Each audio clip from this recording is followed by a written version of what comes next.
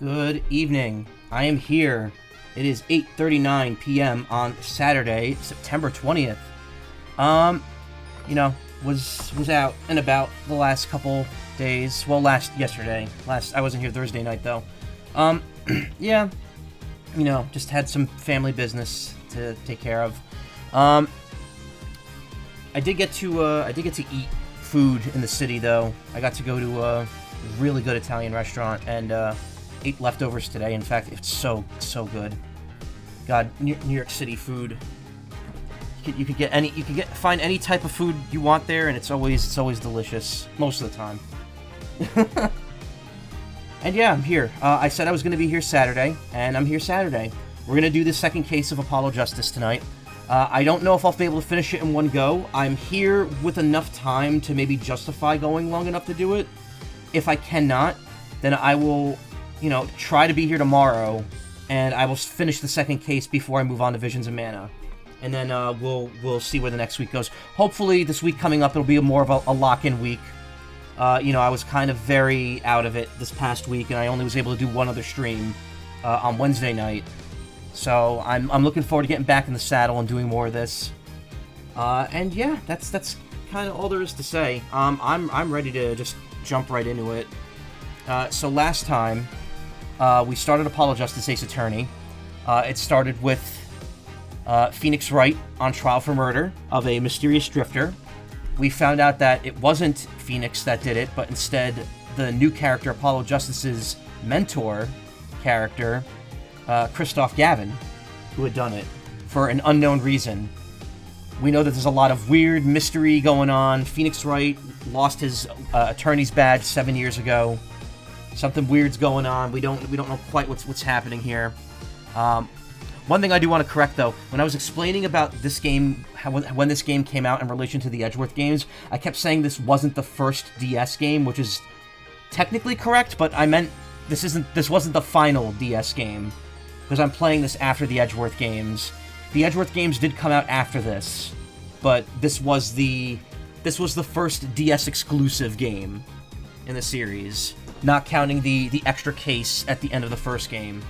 That they added in when they ported it from GBA to DS. Again, that's all Japan.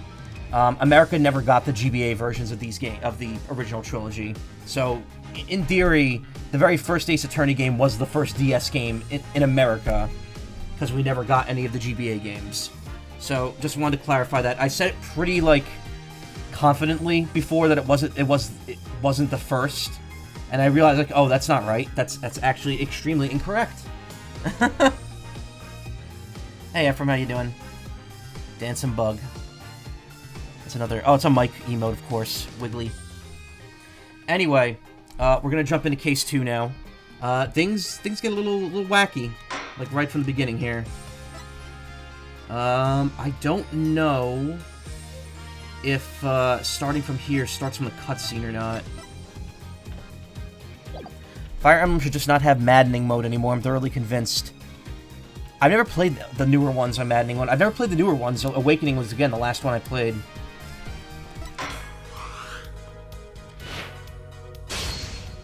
We'll just start this from the beginning of episode 2. I didn't go on to episode 2 last time, so it should be fine.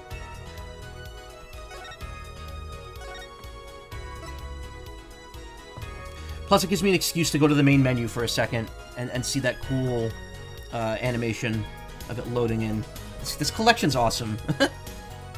High difficulties make you angry, that's all. Yeah, I mean, Fire Emblem Awakening, I played on the harder difficulty, but also that's not the top difficulty. You unlock the harder one, the even harder one once you beat it.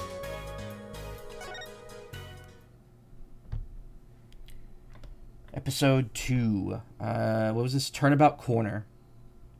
Corner.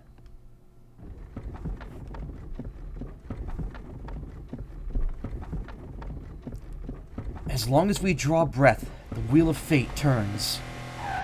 Rebel 1, action!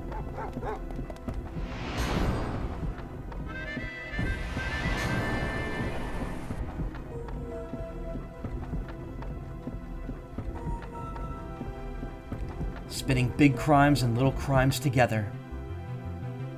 And when the wheel stops, 3D. You die.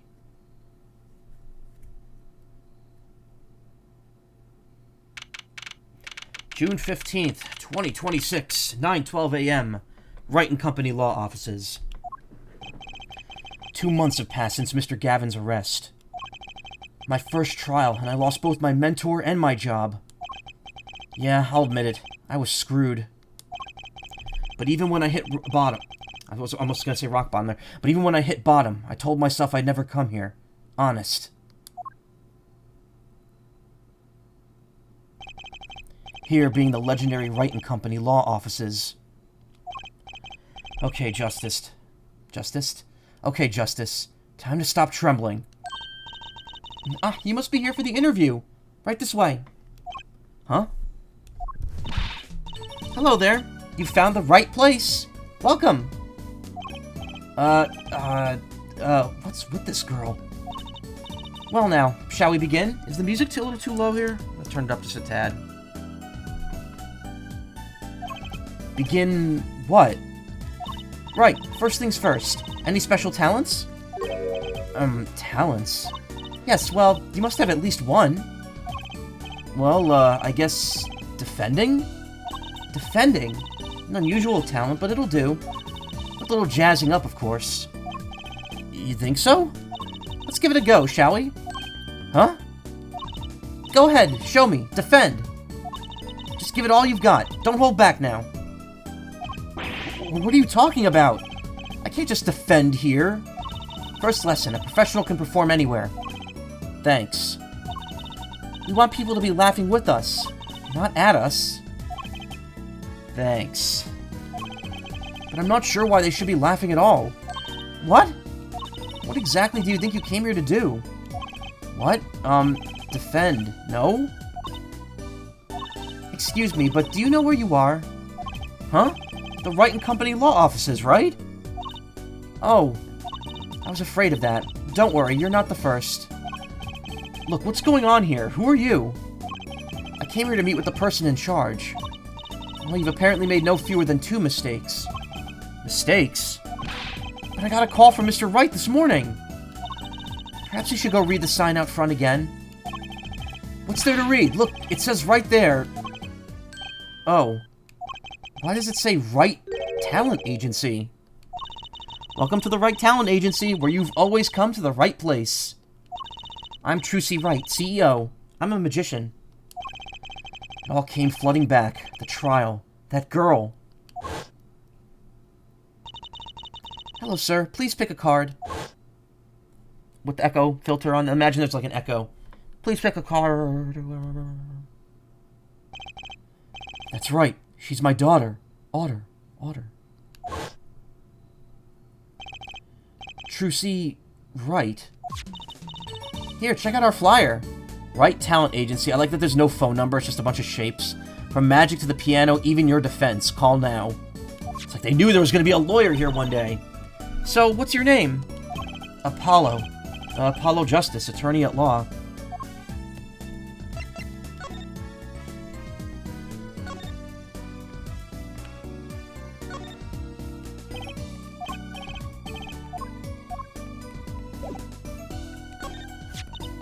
Oh, I've seen one of those before. That's an attorney's badge. Looks just like the one Daddy used to have. Now if I take this badge, and do this, and this... See? It's gone. Hey, my badge! What'd you do with my badge? No need to worry. Just look at your pocket. Huh? No way, my pocket. Wait a second, there's something in there. It's a flyer for your agency. And here's your badge. You can have it back now. It's the last time I let her touch anything of mine. Period. Whoa, whoa, whoa, whoa. Controller. That was the controller fucking up there.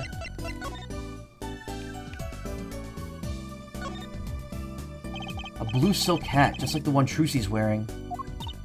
Oh, that's just for show. Don't wear it, please. Last thought from my mind, honest. Put it there so clients can see it and know who I am. Nothing says magician more like a silk than like a silk top hat. But up. Strange split box leers at me from the wall. Is this one of those boxes for cutting people in half? That's right! This cabinet's used for an illusion called the zigzag. I've seen one on TV, but why is one just sitting here in your office? Oh, it's a little big for me, you see. So I'm using it as furniture. Hats in the top, shirts in the middle, and pants down below. I think it's a nice touch, don't you? Not exactly what I call a welcoming decor.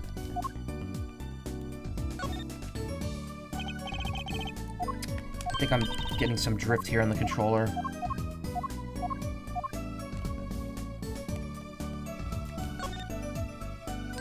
Ah, don't touch Mr. Charlie! Mr. Charlie? He's been in this office much longer than I have. Daddy's mentor had a great fondness for Mr. Charlie. He's lived here since Daddy was a rookie attorney. Huh. Mr. Charlie. Right. Now I take care of him. All these legal books must be Mr. Wright's leftovers. There's a lot of unrelated books in here, too. One trick a day. Magic for idiots. I think a pro magician would aim a bit higher. That table doesn't look very sturdy. Never seen one of these? It's a magic table. So, like, you make this teapot disappear? So you might think, but that's not it. Before your very eyes, the contents of the pot change. From Earl Grey to Darjeeling. Kinda hard to see the difference, I'd think.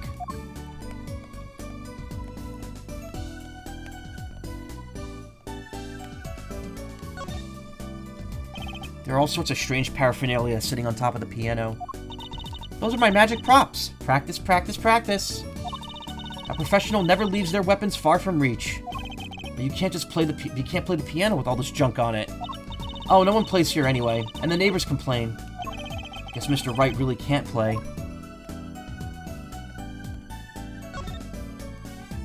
An old sepia-tinted photo of a man in a silk top hat. That's my favorite magician. I want to be just like him someday. Sure nice. Guess it's good to have a role model, even if he's got to be well over 100. How rude!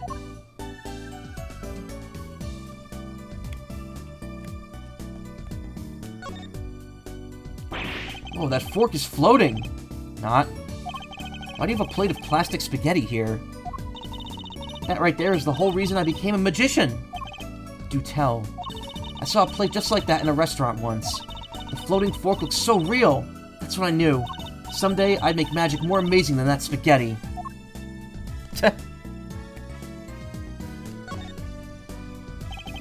One of those hula hoop things everyone was crazy about way back when.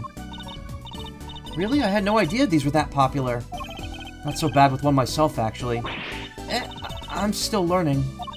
So can you really make someone levitate with it? Show me. Huh? I have no idea how. Just a normal hula hoop, isn't it? Just slurring my words together. Cool. What's drifting? Is it the right stick or the left? Probably the left stick, right? Yeah. It's indeed correct and right that it is the left stick. Right. Left.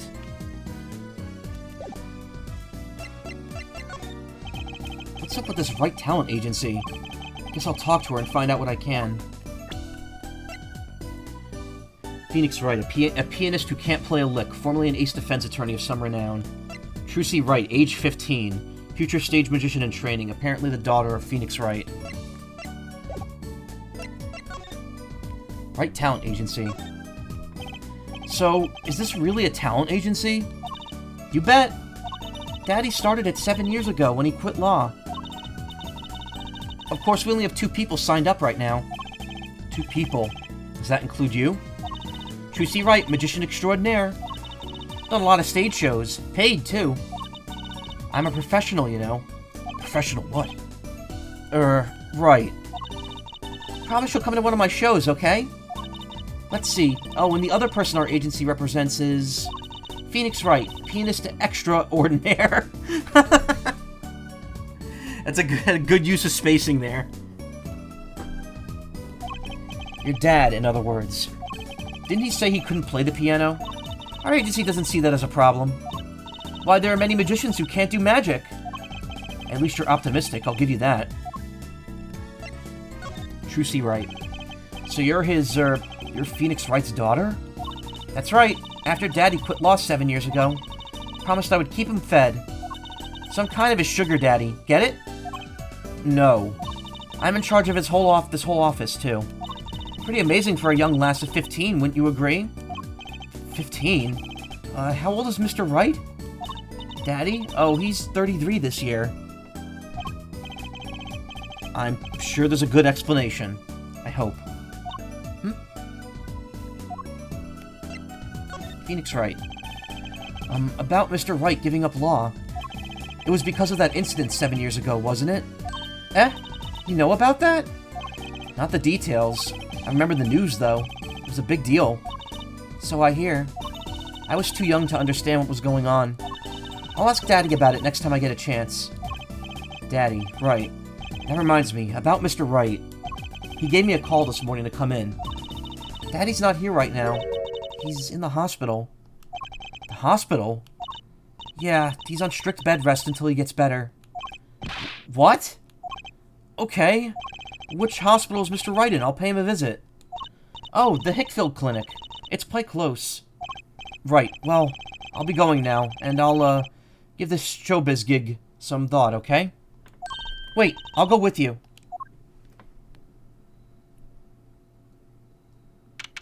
We get to see our favorite character here for a split second, I think.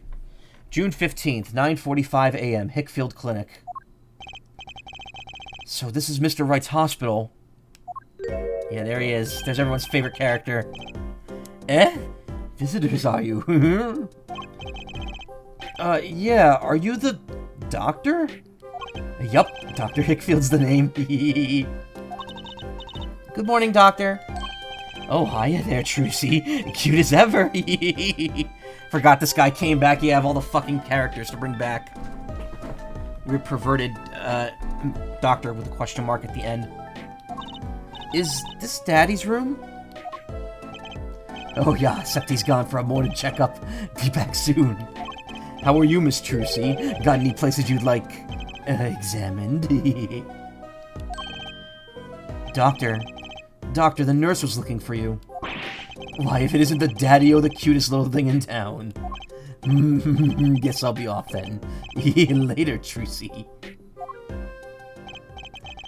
Wow, what an odd bird that guy was. I'd say he's more than odd if he's trying to feel up a 15-year-old, but something tells me that's not going to be the weirdest thing to happen this stream.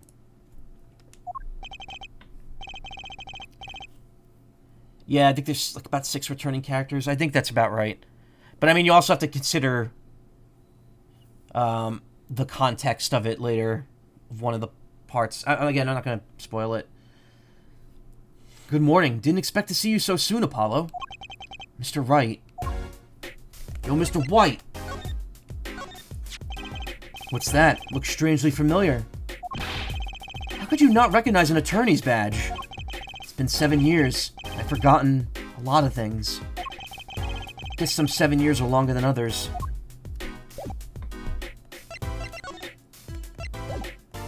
That's weird. I thought the screen was different in the Apollo Justice trilogy. Maybe it's different on PC.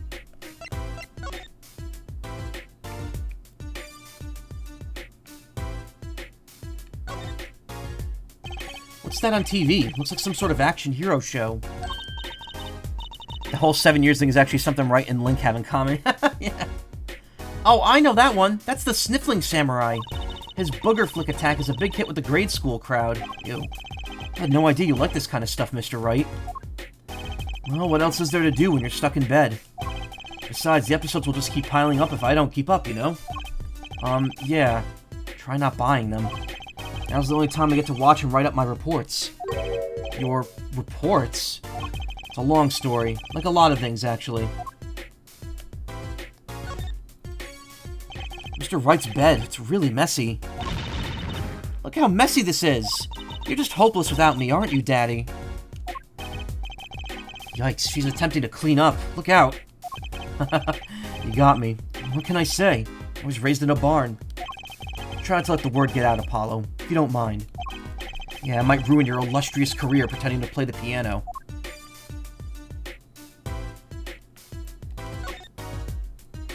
A swaying, spiraling stack of DVD cases. The Steel Samurai, the Nickel Samurai. The Pink Princess, the Zappy Samurai, Electric Bugaboo. They're all children's action hero shows. This kid I know keeps sending them to me. Huh, like a niece or a nephew? Something like that. Quite the collection. This kid's parents must be really generous with their allowance. Funny, Mr. Wright doesn't seem the type that kids would like. This looks like a child's toy piano. Gotta practice. Wouldn't want my fingers to get stiff. Pro always keeps his weapon close at hand. Shall I play you a tune? No thanks. How unfortunate. So rarely get a chance to play. Daddy, you stuck some grape juice in again? Doctor said you weren't supposed to drink that here. Trucy, look at the label. Oh. Deep sea mineral water. That's fine, I guess. Switch the labels. Don't tell Trucy, okay? What can I say? The man loves his grape juice. What? He switched the labels, but the label still clearly has grapes on it. So, what did he switch it with?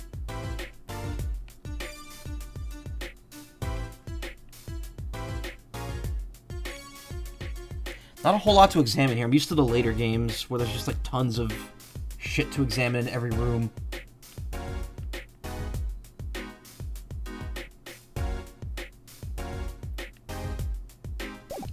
Again, it's funny because the Edgeworth games canonically take place before this, and Edgeworth is shown to enjoy a good grape juice. So, have to assume that's where Phoenix gets his taste for it from. Morning, Karma. Meowdy. How's my sleepy little kobold servant today?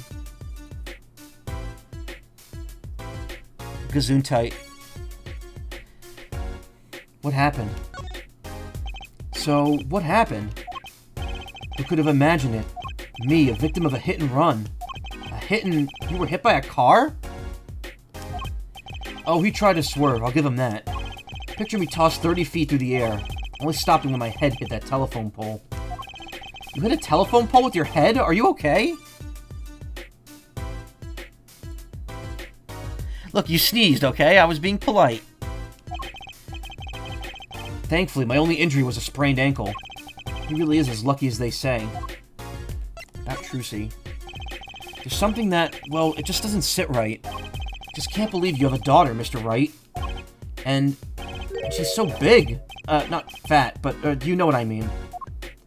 Oh, Trucy's still a child. Daddy, how many times do I have to remind you? I'm not a child anymore. But you'll always be Daddy's little baby girl to me, Trucy. Haha, my foot. I'm not buying it. I'm just teasing Karma, don't worry. Oh, something you should know about Trucy. She's a magician, right? She told me. Normally people would die from getting flung like that, yeah. Not a mere stage magician. She's a genius. Aw, Daddy. You'll soon come to appreciate her talent. You could just tell me things instead of insinuating them. Right Talent Agency. So, why did you contact me? What could the Right Talent Agency possibly want with me? No need to get prickly now. Hey, I didn't ask to be dragged in like this. Huh? But didn't you come into the office of your own free will anyway? Oh yeah, of course. Help, we're in big trouble here at the office. Big. Thought someone was dying. So you don't think this is big trouble? My talent agency represents only 2 people, and one of them's in the hospital. Stumbled over that one. That's right, Daddy. How are we going to pay this month's rent? And the groceries? Yeah, that's the problem with such a tight operation. It's a symbiotic relationship. When one of us falls, the other 2 must fall. Hey, this isn't exactly a suitable conversation to be having with a 15-year-old kid. In any case, if Apollo here can't help you, you'll have to transfer to a new school. Again. No, I can't. I only just made friends. How could you do this to me? To us, Polly? Huh? What? Now it's my fault? On that note, how about you come work for us? Got the perfect client for you already lined up. A client? You mean I get to do my job? I get to defend in court? Alright, I'll hear what you have to say. You got him, Daddy. Hook, line, and sinker. Now it's time to reel him in. It's official. I'm scared. Our client. But doesn't Edgeworth call Phoenix baby girl? Yes, of course. That's where he got the phrase from. Alright, so who's the client? Ah, yes. Here. Take a look at the map and I'll explain. Last night, I left the office just before 9 o'clock. I like how there's a measurement in the corner, just to let you know that's 5 yards.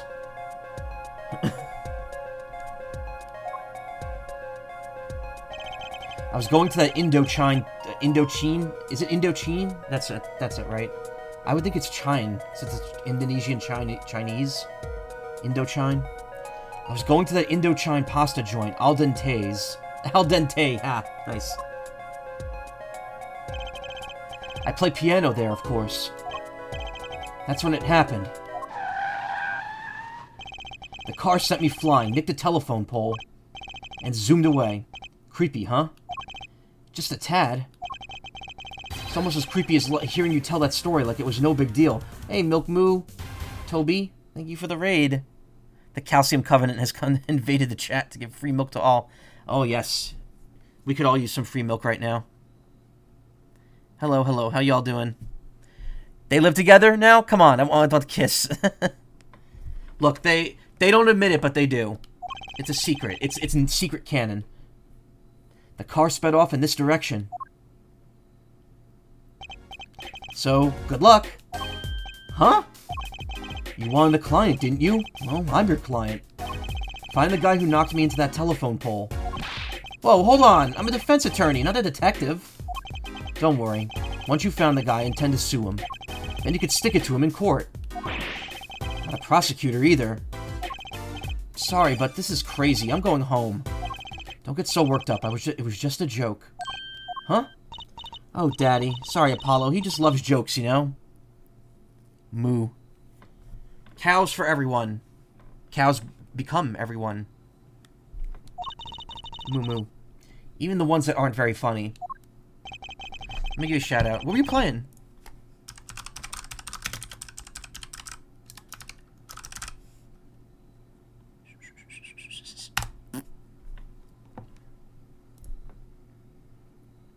How now, Purple Cow? Your real client should be stopping by the office any time now. The office? You mean the talent agency? No harm in going. It's not like I have anything else to do.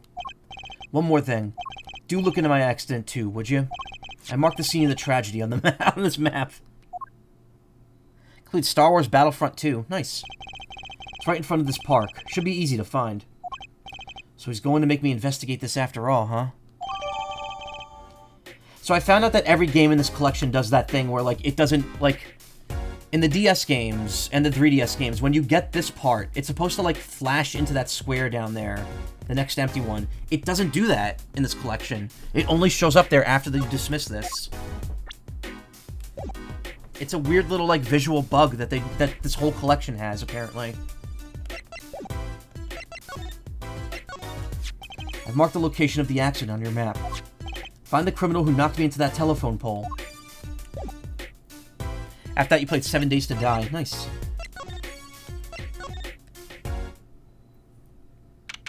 June 15th, 10:05 a.m. Wright Talent Agency. Hey, hey, hey! How long you planning on making me wait, eh? Oh, wait, no. That's the wrong voice. It's an older man. Ah, good morning. Hey there, Trucy doll. Sounds like your pops had a bit of a rough spot, eh? All's well that ends well, I guess. This is our client? Hey, so this is that Apollo fellow, eh? Oh, yes? The name's Apollo. Look at him there, arms all crossed-like, ready to fight. Yes, sir. You don't mean that literally, do you? Boss told you what I need, right? Don't let me down now, Apollo. Don't worry about your defense, sir. I'm on it. Defense? Your noodle half-cooked? It's too late for defense. My castle's been stormed, my keep's been kept, my noodle stand's been stolen. Noodle? You know Mr. Eldoon from the noodle stand, don't you, Polly? No nicknames, please. And no, of course I don't know him. No, you new in these parts? This guy makes me hungry, because, like, look at, like, his head is obviously supposed to be noodles. His hair is noodles, and his head's the bowl. Makes me want a bowl of ramen. You new in these parts? Not really. Then you know the best noodles in town. Eldoon's Noodles. Whose noodles? My noodles. Help me out here, Trucy Doll. This is Mr. Guy Eldoon, our client. Same, need the ramen juice, yeah. I have spicy ramen downstairs, but I just ate, so I'm not gonna be eating that today. Maybe you could tell us what the problem is, Mr. Eldoon. And then for you, Trucy Doll. Who's this guy? So you run a noodle stand, Mr. Eldoon. Guy Eldoon's the name. And noodles are my game. This secret's in the soup. I've been perfecting the perfect soup for 1.5 years. Oh, that's not that long, really. My family's been noodle men for generations. Got a lot of expectations on my shoulders. 15 fathers passing the noodle of 15 sons. It's a pretty old noodle. Aye, and the fool that I was, I pushed it away. Rebelled against my pops and picked another livelihood. But that didn't turn out so well. Oh, there was no denying it. Salty broth runs through these veins, boy. When I lose in a fighting game, it's salty runbacks all the way down. Would you bowl your ramen? What, Karma?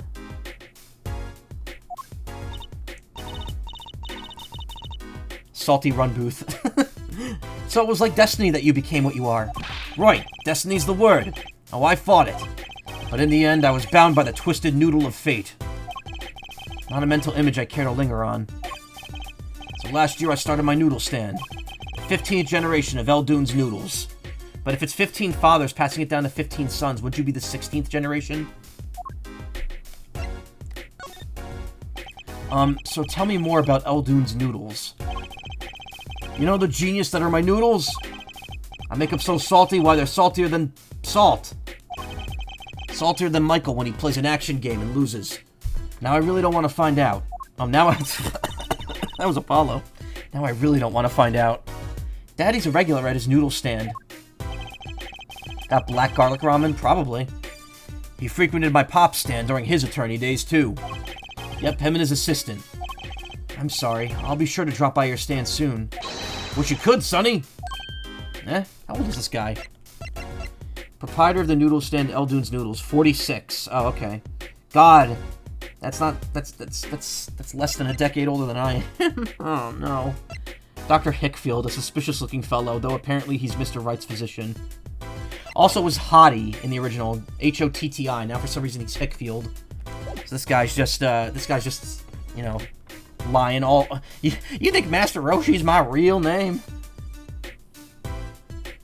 Heck, I wish I could. I'd give you anything for a bowl right about now. What do you mean? It was stolen. My stand. Gone. Whitefish came up and stole the stand disc right out of my head. Stolen? It was last night. I was doing my rounds, blowing my whistle. It's like an ice cream truck's bell, but louder. He even gets complaints. Now you're just trying to butter me up.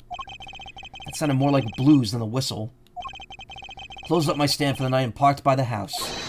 Then this morning, dark and early, it was gone! My keep! My castle! Oh! Oh! Come in for a consult. A consult? Today. Or... I can't read that. This is Maractus Clinic.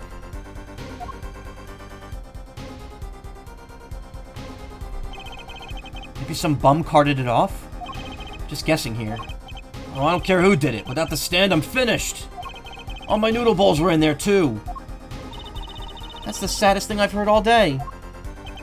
You know it. Anyhow, that's the deal. Good luck. I suppose I'm not using the human tuber.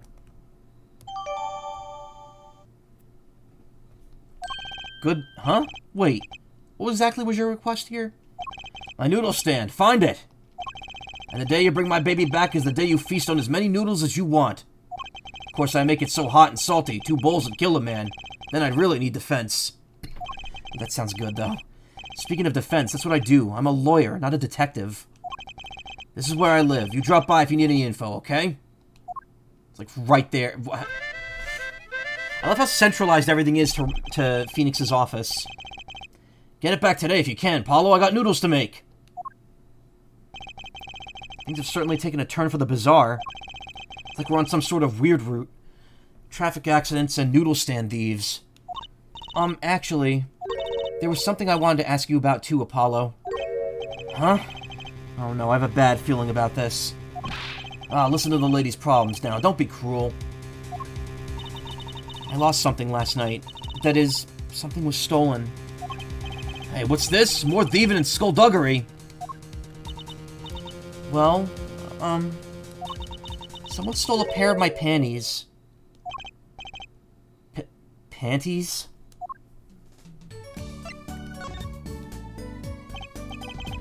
So they were, stolen. My panties, yes. Right, panties. That's a crying shame, that is, Trucy doll. I was alone in the office last night. I'd hung my panties out the window there to dry. When a thief came and took them! My favorite panties! I like there's a dog there, too, just randomly. No explanation as to why. I ran after him. Get those back, I shouted. Wait! Well, that was certainly brave of you. But I lost him. Without those panties, I don't know what I'll do. Darn crying shame, yep. Well, at least the scene of the crime is so convenient. I'll mark it on your map. I'll be heading home now. Remember, find my stand if there's an empty bowl in your future, Paulo. Right. And you help out Trucy doll here, too, you hear? Things have certainly picked up, haven't they? We had no work yesterday, and now we have 3 cases. I guess. Let's see where we stand. Not in a courtroom, that's where. Well, the first item on our list. Phoenix Wright. Daddy's hit-and-run accident. We have to find the one who hit him. Who's going to pay us for this again? And the second item. Mr. Eldoon's request to find a stolen stand, for which we stand to gain a bowl of salty noodles. And the last request is mine, to find my stolen panties. That bowl of noodles is looking better and better. Let's go, Polly, to the streets. Aren't you enthusiastic? That was the wrong inflection there. Aren't you enthusiastic? How could I not be? Let's crack these cases, you and me. I guess we might as well get started. Let's see, a hit and run, a stolen stand, and last but not least, stolen panties.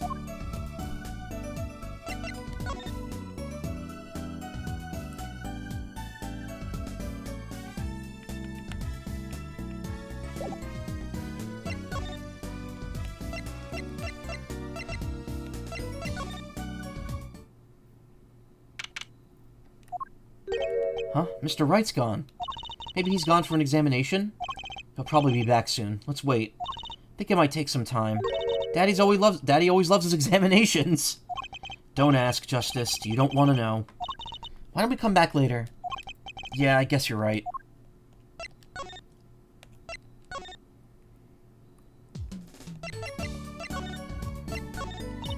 What's that, Polly? Oh, I know. You want to see a magic trick? Well, you've come to the right girl. Watch as I make that evidence disappear. Forever. Whoa, no, don't. Sorry, my bad.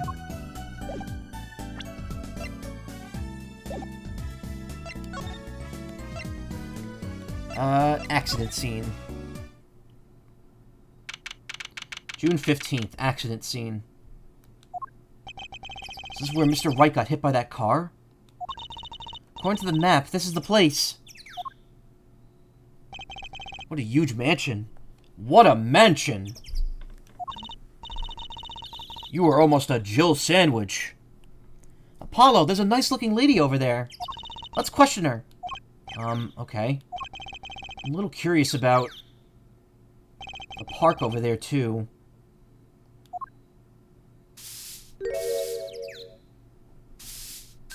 Excuse me, can we have a few words with you? You want something? Whoa, that husky voice. Oh, why am I suddenly sweating? Yeah, she's got like that smoker's voice probably. That's quite a house you got there. You must have a lot of money. Whew. Money sounds like something my son would call his friends. This is the Kitaki family mansion, little girl. Yeah. You kid with the hair. You want something? Me? No, not a thing. Bye. Apollo, we can't leave without questioning her. What if she knows something? But the Kitaki family... They're the biggest organized crime syndicate in town. You're gonna ask something, ask it. If you're man enough. Ah! Right. She's got a sword in that broom. Yeah. Yay, whip him into shape, ma'am. Way to whip him into shape, man. Does she know no fear? I'm Plum Kitaki, wife of the fourth head of the Kitaki family business. Friends call me Little Plum. I'm Little Apollo Justice, attorney at law. Looks could kill. This woman would be a mass murderer by now. Wow. That is quite a statement. Hey, V2, how you doing?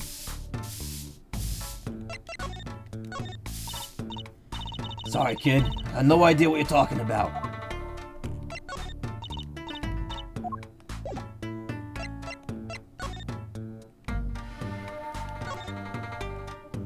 Wow, what a big house. And the gate is so big. The Kitaki family's pretty big around these parts. I like the fox. It's so cute. Ah, that's our family crest from the old country. Your family crest? We're clever as the fox and our teeth are sharp. So it's like a motto. Need a crest too, Apollo. Oh, how about the Scales of Justice or a lunar lander? I'll pass, thanks.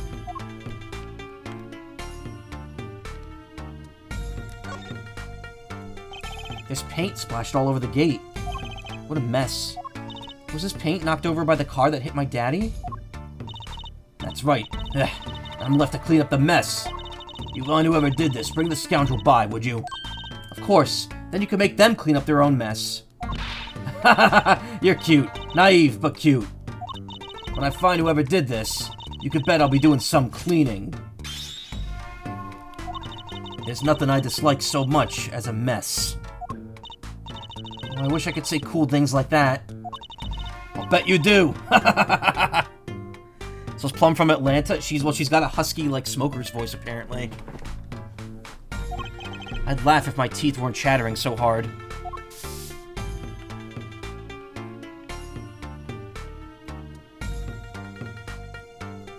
Oh, you mean the Atlantic City people that Vinny used to mimic? The ones who would talk about smoking the Pall Malls? That's in New Jersey. You're okay. Doctor messed up and wrote I was still in the boot, so using a push scooter. So my return to work was denied. Oh. I had to see your doctor for the checkup to fix it, and no longer I'm in a boot or using a push scooter. Oh. Damn. Well, I hope you get that sorted soon. A brightly painted dragon. Why do I get the feeling he's glaring at me? Those paints must have been to repaint this wall. That's right. I called in an artist to do the job right. He's the third so far. The third? First spilled paint all over the entrance here. The second on my kimono. So No, don't tell me. It's better that I don't know.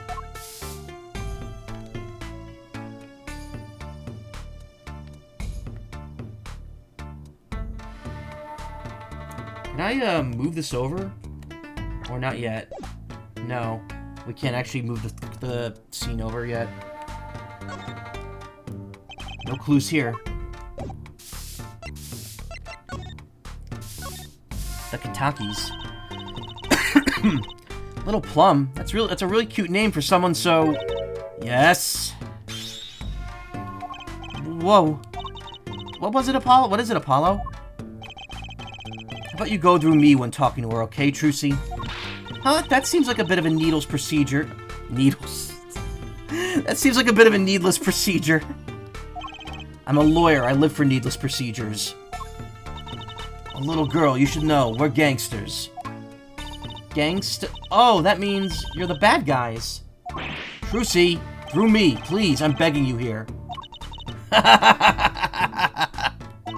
Bad guys. I like the sound of that. I'm going to need some warm tea after this. It takes a lot of hard work to protect a family fortune. Things aren't as easy as they used to be for us bad guys. So you're saying that business is in a slump? Let's not ask about business if we could help it, please. Last night's accident. So there was supposedly a car accident here last night.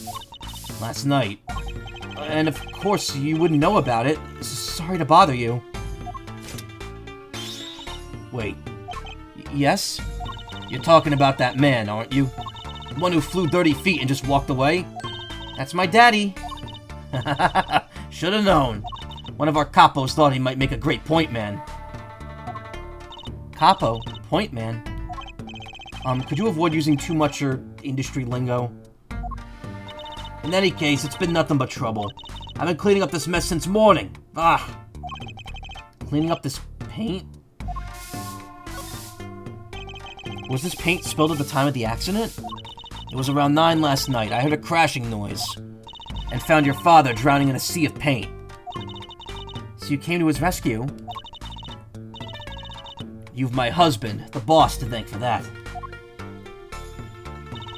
The car that hit your father knocked over this paint. Then turned the corner and sped away.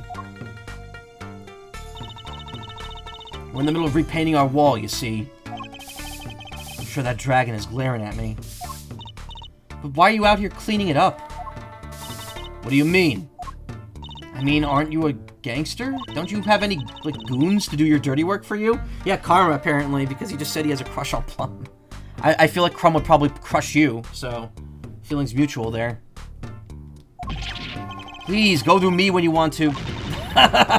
Don't be such a stiff, lawyer boy. I suppose we gangsters do have a certain image.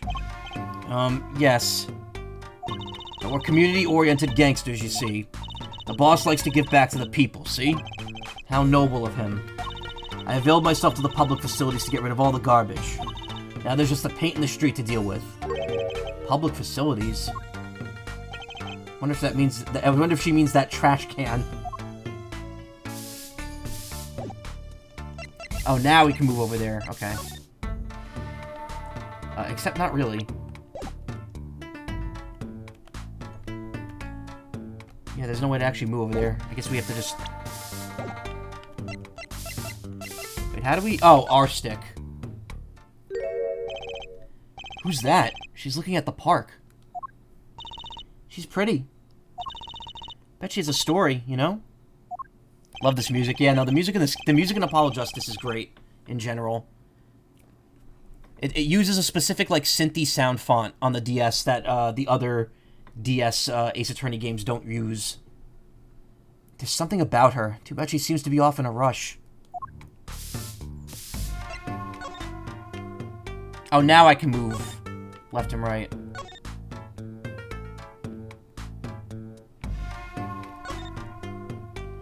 Personally, I'm a little more interested in this park. You know what I think? I bet they're filming a movie.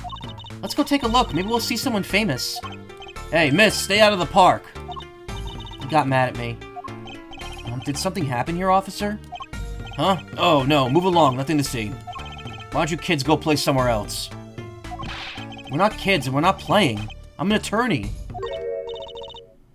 Something wrong? Ah, Detective Sky. We're fine, ma'am. Nothing to report. Detective?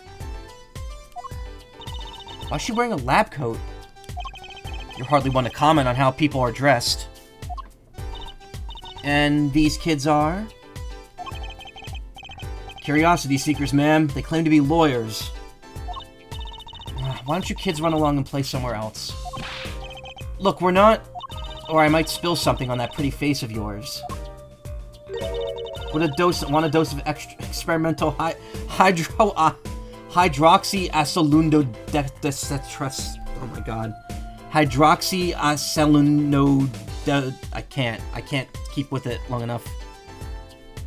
Hydroxyacelunodo citrase.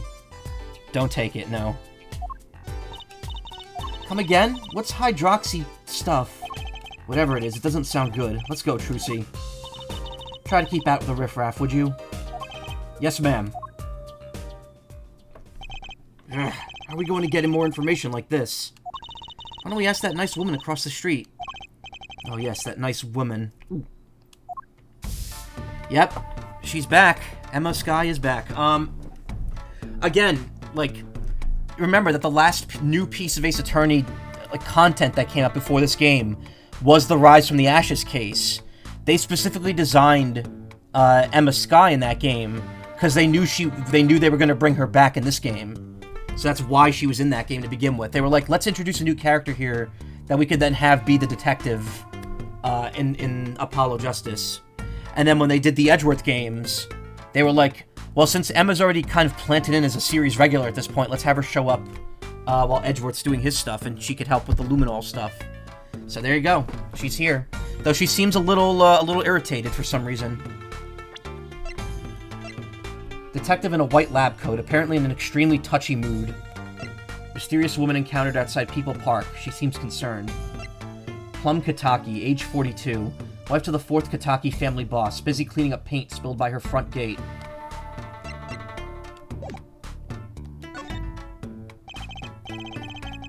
Alright, Karma. I'm gonna start bonking you here. I gotta say, I'd really like to know what happened here. Hey, I said no one gets in! Unless you want a face full of hydroxid, what's it? No dice. Looks like there's some trouble by the park gate. I smell an incident. Ma'am, there's no entry to the park! Now don't you tell me where I can't go, young fella. I always walk to this park on my way home. Please get down from there. You'll hurt yourself, ma'am. That's quite the determined old lady.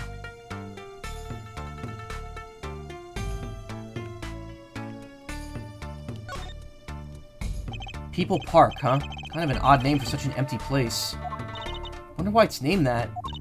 Hey, there's something written on the gate post. Huh? Oh yeah. It says donated by Big Winds Kataki.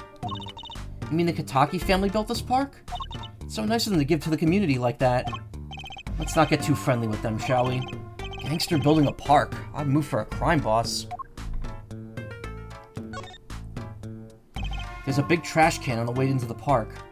Guess we could check it out. Detective's life sure is a hard one. I'm an attorney, actually. Huh? 2 pieces of garbage with paint on them. These are slippers. They look like the slippers that you get at a hospital. Look at this, Apollo. Doesn't this go on a car? It's a side view mirror. Looks like it was torn off when it smacked into something. Or someone. Wait, you don't think... I do. This could be from the car that hit Mr. Wright. Wow, and he took off his mirror. Never knew Daddy was so strong. I only have room in my pocket for one of these, though. Which do you want to take? Mirror. Torn off the car that hit Mr. Wright. Was found in front of Kataki Mansion. Mirror slipped into pocket. Oh, we can examine it. It's cut clean off. Wonder what's in there. Don't. There are bare wires hanging out. Let's see. Zap! Eek! What? Are you okay? Just a little joke. Don't scare me like that. You mean don't shock you? Zap! I'm not gonna point out the paint on the back of it. Oh, I mean, I guess they already mentioned there was paint on it. Trucy's the Maya of this game, yep. Also, technically, Emma ain't a detective. She's a forensic. Well, right now, no, right now she's a detective. Don't worry, this gets elaborated on. But yeah, if you're wondering, Lana never comes up again. Emma might make a passing remark to her sister, but she doesn't ever, like, talk about Lana, and she doesn't show up. That said, again, I'm gonna plug this, and it's early for me to be plugging this because it spoils this game, but, if you want to watch a cool piece of, like, fan-made content that involves Lana, look up Lana Sky's Parole. It's like a 2-hour video, that a prominent Ace Attorney YouTuber made, where it kind of goes over like a kind of a made-up story of what happens between the end of the 3rd Ace Attorney game and the end of this one, that essentially leads up to the finale of this game. and it's very interesting and well written. And if it wasn't fan content, I would believe it was canon.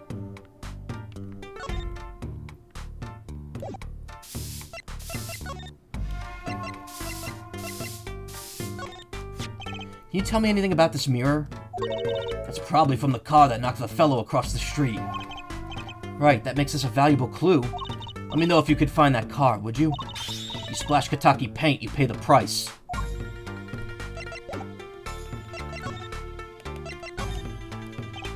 Can I ask you a question? What? What happened in the park across the street? Oh yes, quite the commotion. Chicago lightning, as the boss would say. Chicago, huh? Gunfire. Someone was killed. Strange circumstances, too. What if that's why the weapon's called the Chicago typewriter? Because it goes...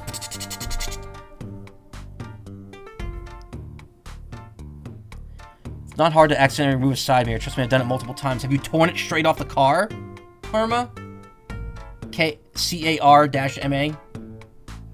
You're kidding. What a morning. Trouble everywhere. The park, the gate, even our house. Something happened at your house, too? Crime without honor, without remorse. It's a private matter. Want to hear about it? Somehow I don't think no is an acceptable answer, Polly. So, what happened at your house? Bloomers, last night. Eh? Oh no. I've got a really bad feeling about this. Me, little Plum Kataki, the victim of a panty snatcher! What? So it wasn't just my panties that were stolen? Got you too, did they? Poor thing. Like I said, whoever did this is a hardened criminal. It wasn't you, was it? No, of course not. Mercy! Heard word that panties have been disappearing lately. And the missing panties all have something in common. It's hard to imagine Trucy and Mrs. Kataki's panties having much in common. Just imagine Mrs. Kataki's panties. Ugh. I know. We'll find your bloomers, too. Great. Show me what you're made of. What have you got me into this time, Trucy?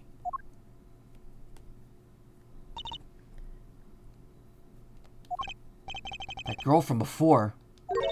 Oh, welcome home, sweetie. Hello, Mother. She's a Kataki, too? Miss.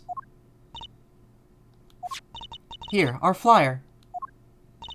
The Right Anything Agency? Oh, they changed it from talent to anything. Anything Agency? Yeah, do you like the new flyer? So, this is our defense attorney, Mr. Apollo Justice. Attorney? Drop by our office, we'll be waiting. Ah. Goodbye. Why'd you give her our flyer? I don't know, she seemed like she could use the help. She's the heiress to a gangster dynasty. She doesn't need our help. I wouldn't be so sure.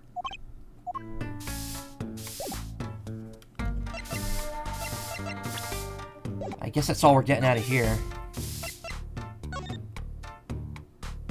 I could switch the evidence if I examine that again. I don't want to right now, though. I'm pretty sure I need the mirror first.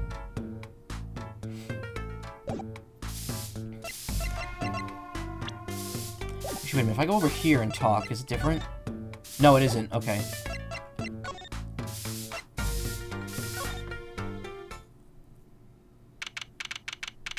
No! That's what it says right there. No! Save the light in the corner there. What does that mean? Look at this little shack. Nestled between two buildings. It's on the corner. Vote. Who's that? I want to know what that guy's deal is. June 15th. Scene of the stand theft. So, what's this place? This would be Mr. Eldoon's house, silly. Oh, so this is where his stand was stolen from. I can see a piece of evidence lying on the ground already. Hey!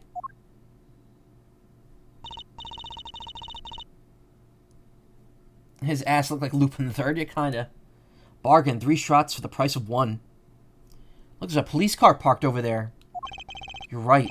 What's with the sparkly entrance? What is this place, a hospital? There's a sign, Maractus Clinic. Like the Pokemon?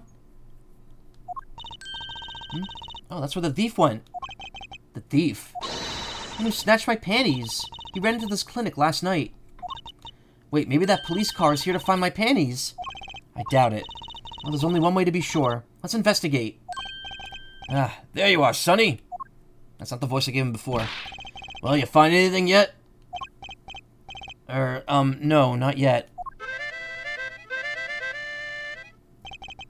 The longer you loaf around here, the saltier your victory bowl gets. Just remember that. This bowl of noodles is sounding less like payment and more like a punishment. So your stand, Eldune's Noodles, was it? Aye, passed down from the father to son. That stand's seen its share of salt,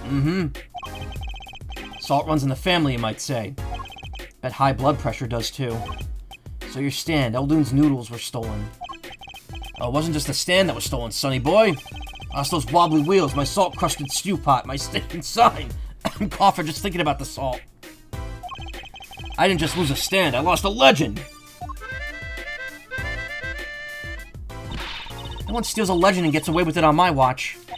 Let's find that legend, Apollo. Isn't it about time he bought a new one anyway? Are there any more details you could give me about the stand?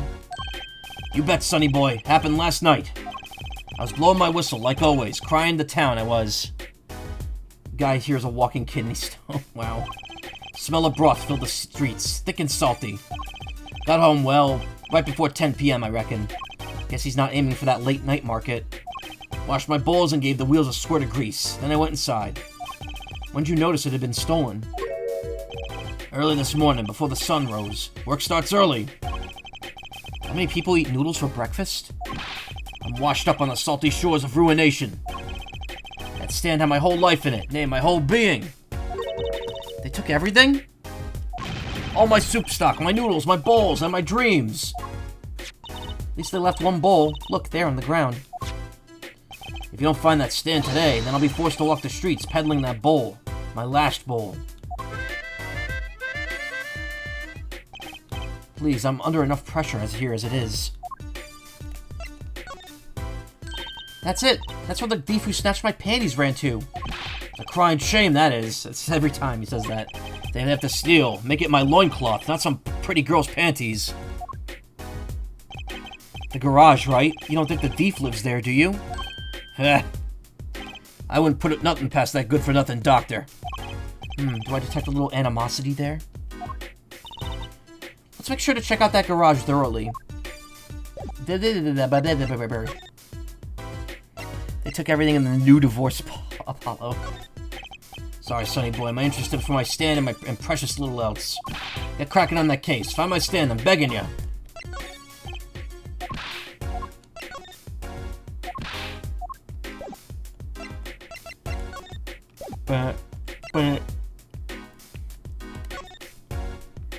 This house is, well, it's old. It's been well loved, that's for sure. Lived here with my wife for many years now. Got character, though. Just like my soup. Always thought that character was a positive thing. That's quite a sign, I take it. I take it that's new as opposed to old. Oh, you like it? Made it myself, I did. I meant to write noodles, but ran out of space. Prior planning prevents poor performance. Okay there, Palomina. I'm not playing Visions of Mana tonight. Lucky for me, it spells a word all by itself, and spruces up my image, it does. It does have a certain power of willful denial of things going for it.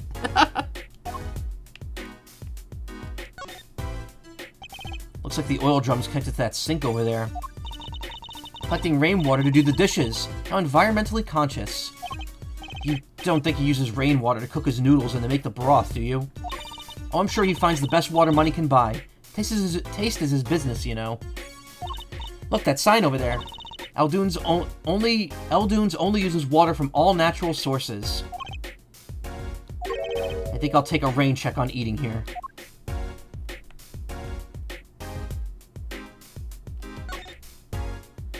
That's the place, right there. That's where I kept my stand, covered in all nice and purty with that blue tarp there. So you use this plastic sheet to cover your stand at night? I see. You see? What? Did you figure out why it was stolen? Well, no, but it does suggest that the thief knew what he or she was looking for. They clearly knew what was under that sheet. So it wasn't one of those casual drive-by stand snatchers, you mean? Not bad, sonny boy. Not bad at all.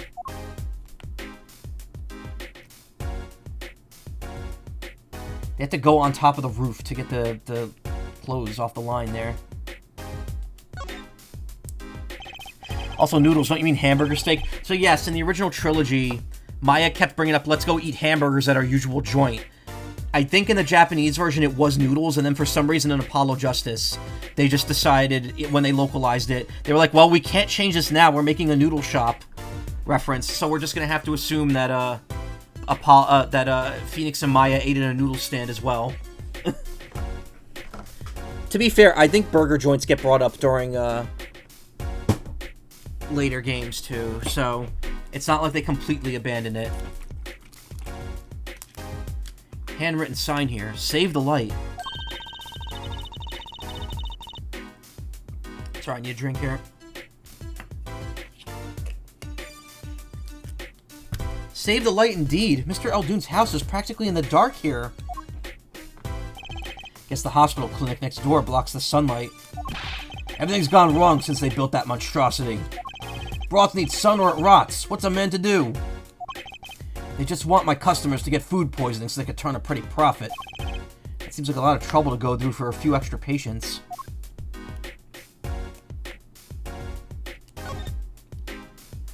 Is this yours, Mr. Eldoon?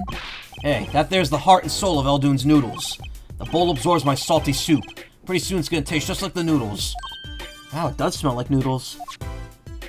All my other bowls got taken away with my stand. Get it back for me, sonny boy. I'm begging you. What about the bowl on top of your head? Custom-made Eldoon's Noodles bowls, decorated with the Eldoon's Noodles mascot. Pretty easy to filter rainwater. Yeah, but I mean, look at this. It's going from the gutter. It's going from the side gutters into a tank, into a simple pipe, and then through a rusty sink. You think there's any filtering going on anywhere in here? I like to think they probably cure and heat the water. Oh, no, they heat the water. You gotta heat the water to make the broth. But, still.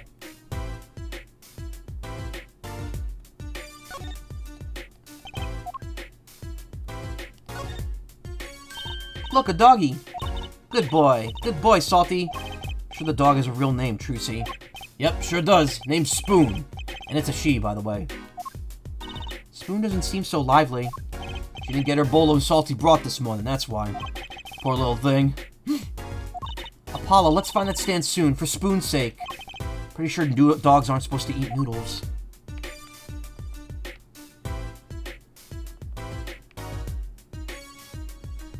He's got a wife and a dog. I say, he's doing pretty well for himself. There's the pot, yeah.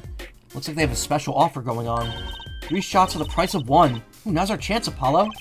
Chance for what? I don't need any shots, thank you. Whoever runs the clinic, they seem pretty business-minded. I don't understand if there's an ambulance outside, but a police car? Maybe they're tax evaders. Sorry, miss, no going into the clinic today. Did something happen? Huh? Oh, no, nothing to see here. Move along. You'll have to find someplace else to play doctor. Do we look like the right age to be playing doctor? Need a little more info on this Maractus clinic. We could ask Mr. Eldoon, he is their neighbor and all. We should check out that garage. What if the thief who stole my panties is still in there?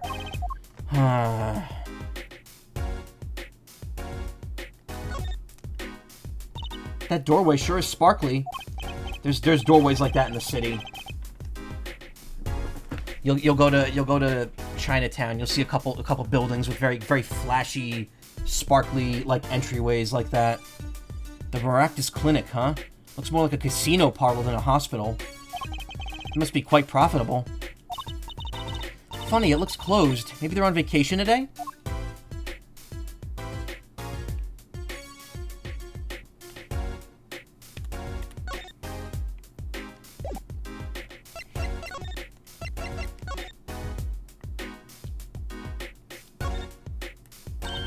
Oh, look, I love these little personal touches. Seems a shame to hide it on the bottom of the bowl. Huh? When I touched it, the paint flaked off. Must have painted it on hand with warm professional care. After buying the cheapest paint he could find with a cold professional thrift. Also, that's the mascot? That does not look like a good experience. It's the Eldoon Noodles mascot. Mr. Salty. He's so cute. Not a very endearing mascot, is it? You know, come to think of it, looks a lot like you, Apollo, especially the red parts. Can I help it if I like red? You can tell my bowl's by the Mr. Salty logo. He, like, shifted over a little bit. Did you see that? Mascot of Mr. Eldoon's Noodles. They come to the stand, they sit, they drink deep from that bowl, and when they see the bottom, their face looks just like Mr. Salty's. Genius, no? Very high concept. Can't ply a trade if you don't love the tools. Remember that. Yes, sir. Trucy has a thing for professionals, clearly. They look like they got balls on their face. Maractus Clinic.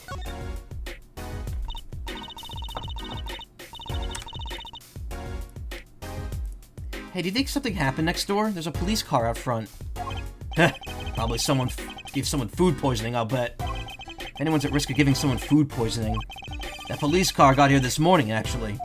I asked what they were up to, but they wouldn't even tell me. The neighbor. Not that I was much surprised. That doctor works for the wrong crowd. Just a matter of time before he got what was coming to him. The wrong crowd? Never you mind about that.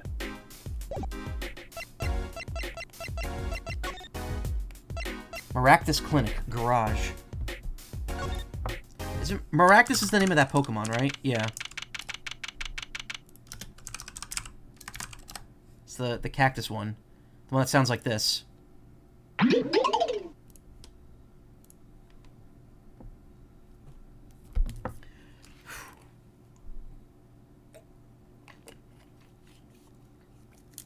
Cat. There's a cat there. Hey, Hina. Why don't you guess where Shafrillis ranked this in the second cases? I'd say like probably 4th or 5th. June 15th, Maractus Clinic Garage. This is the place. This is where the Panty Snatcher ran. Lower. Oh, 6th then. Are you sure? Maybe. Let's look for clues. Clues to a panty snatching. Clues like a pair of panties. Trucy, could you try not saying panties so much? Still lower? There's only 6 games! I guess you count the investigations, so like 8th or 9th. Hey, a kitty cat! Here, kitty, kitty, kitty. It's the same one, it's the same meow they used for Shoe. Not coming down. You do look kind of suspicious, you have to admit. It's okay, kitty cat, his hair won't hurt you. It's okay, kitty cat, she won't make you disappear in her hat.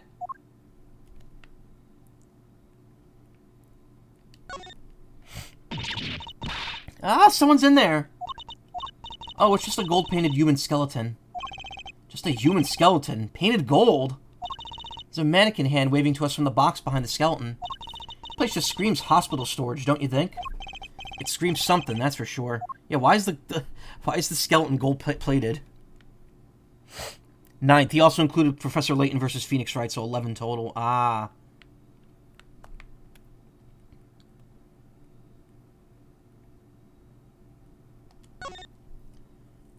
There's something about this car. Let's take a closer look.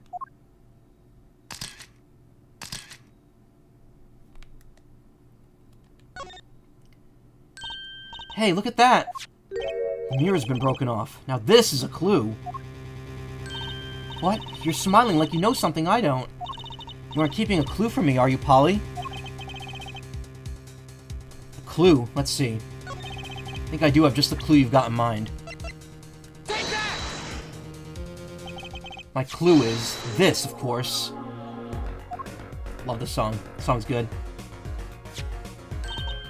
Whoa, it's the same color and size and everything. A perfect match. Guess we could check it out. 2 pieces of garbage with paint on them. I already read this.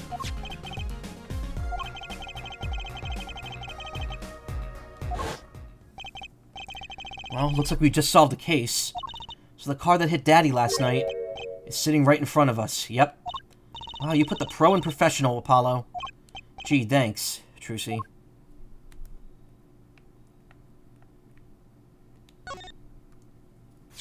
Look, a cell phone. Someone dropped it beneath this tire. If the car moved, it would be crushed for sure. I wonder if it belongs to the doctor here. Should bring it to him later. Found the Miraculous Clinic garage beneath the car. Who could have dropped it?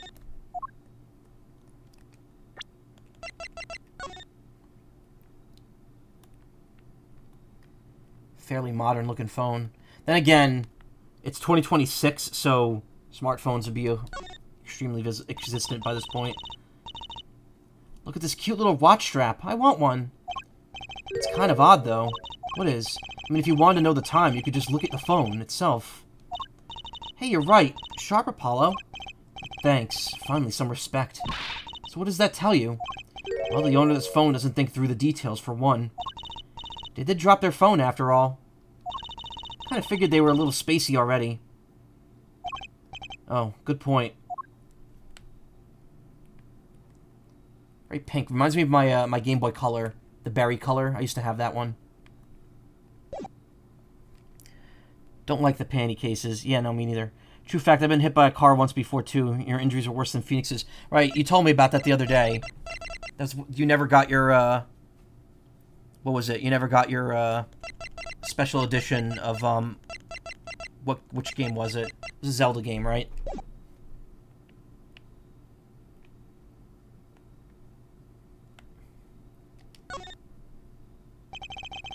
Yeah, no, Phoenix, like, obviously, it's a joke that he didn't get injured as bad as he was supposed to there. Legends Arceus, yeah. That reminds me. I once read a record of a case that Mr. Wright worked on many years ago. Huh? Apparently, there was this car with a piece of cloth shoved into the tailpipe. That piece of cloth turned out to be a vital clue to solving the case. Wow. I remember the case record whenever I'm checking out a car. And I always check the tailpipe. So yeah, Rise from the Ashes, obviously, between Emma showing up and him bringing that up, it's canon. It's just not canon to the original trilogy. Because they don't reference it again.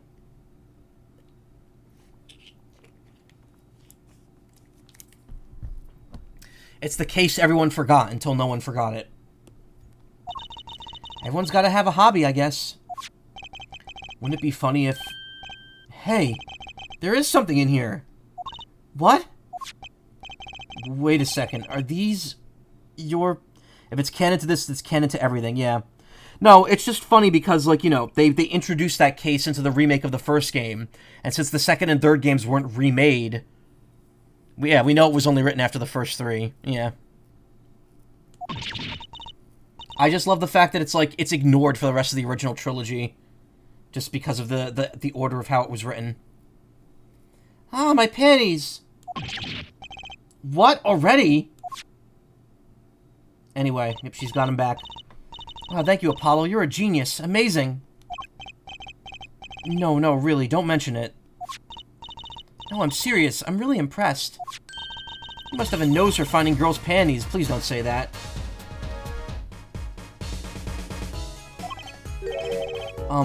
Wait, what are those? My little panties, of course. They've come home to Mama. Can't wait to use them. You're going to put them on? Now? Watch closely now. See? Nothing in the panties.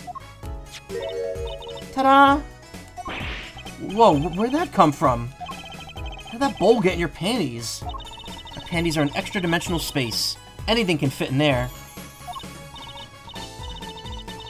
They're my magic panties. It's one of my best tricks. Magic panties?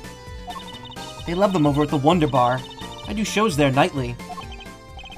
You mean those panties are a prop? You could have told me that a little sooner. This entire fucking case, yeah. Oh, man. Trust me. If you think the panty part is over, you're wrong. Amy Rose's hammer, yeah. Prop for performing magic. Found an exhaust pipe at a car at the Miraculous Clinic. Trucy's panties put discreetly... Wait, did that say... Trucy's panties put discreetly away in Trucy's pocket. Well, that's one case closed, at least. What are you saying? We still have to catch the sly devil that ran off with the tool of my trade. Oh, right. Apollo? Huh, what is it? Now that we've solved this case, we should go report to Daddy. He'll mope if we leave him alone too long, you knowing him. Okay. Didn't seem the type to mope, though. This is hardly a case worth reporting. Ooh.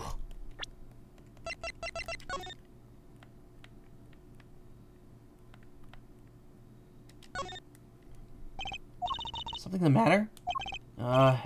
Just wondering if there's, like, a switch on these or something. Of course not. Huh. Mysterious indeed. Oh, do you want to know the secret of my panties?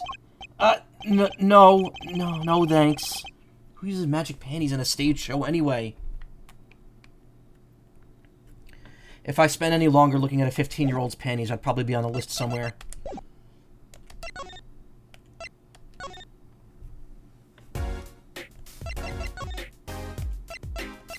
Wait, how do I get to the, place? Do I have to go back here first? What's that, Polly? Oh, I know. You want to see a magic oh, wait, no, yeah. They look more like bloomers than panties, yeah. Well, that's the point. That's kind of the joke. Because, you'll see it come... trust me, there's more than one pair of panties involved in this case, unfortunately. I'm so glad we found my panties. I had no idea they weren't so important to you. And in time for tonight's show, too. A lot of people come just to see the panties, you know? You might not want to advertise it like that. Hmm?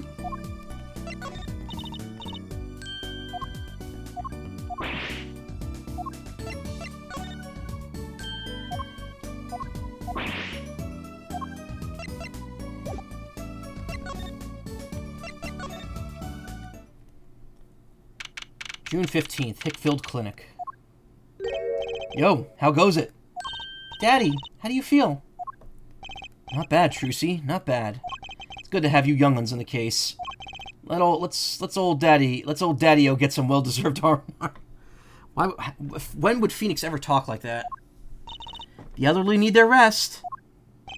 Isn't he only 33? I mean, how many times did Maya call Phoenix Gramps in the original trilogy, even though she's only like 5 years younger than him?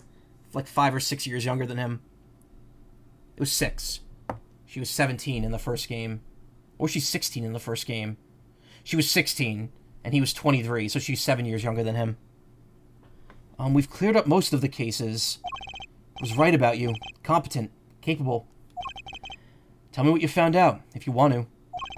Your enthusiasm is overwhelming. Bought this pair of bloomers on eBay. It was 69 cents, and when I go to the bathroom at 3 a.m. where it's almost Christmas, Gumshoe will appear in... What the fuck, Karma? Stop. How did he get all those books in the hospital so fast? They're DVDs, but... yeah, I don't know. Someone sent them to him. Maybe he just has his bed on permanent reserve. Well, I certainly didn't expect you back this early. Polly's amazing. He found my panties so quick. Almost like he was the one who stole them. You have an interesting concept of praise. And? Did you find the mad driver who gave me that 30-foot toss? Apparently, it was a doctor from the Maractus Clinic. Maractus, eh? I've heard of him. Nothing good, mind you. That reminds me, a police car was parked outside the clinic. Maybe something happened? What is this Maractus Clinic, anyway? All I've heard are the rumors. That clinic's been making good money, in a bad way. Bad? Ties to organized crime, the Kentucky family. Don't you mean the Kataki family? He did that on purpose. Some injuries you can't take to a public hospital, see? They use the Maractus Clinic for their patch-up jobs. Interesting. Looked like something had happened in the park last night. A body was found there in unusual circumstances. Something more unusual than being dead? It's not our concern in any case. Right, let's ignore that and find the noodle stand. Whatever happened to professional curiosity? Thanks, really. If I get tired of sleeping, maybe I'll head on down to this Maractus place. Maybe hit him up for some reparations. A little legal action would do me some good. Was wondering when I get paid. We solved the case of your accident, and found a missing article of clothing here. My panties! That leaves the noodle stand. Feel free to drop in if you get stuck. I'd be happy to help you with anything not involving money. Phoenix is a broke bitch, man. Goodbye, quid pro quo. Hello, pro bono. Right, back to the office to plan our next move.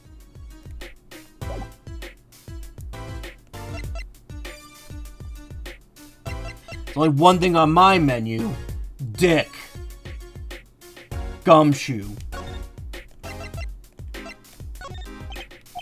It's actually a relief to be so thoroughly ignored.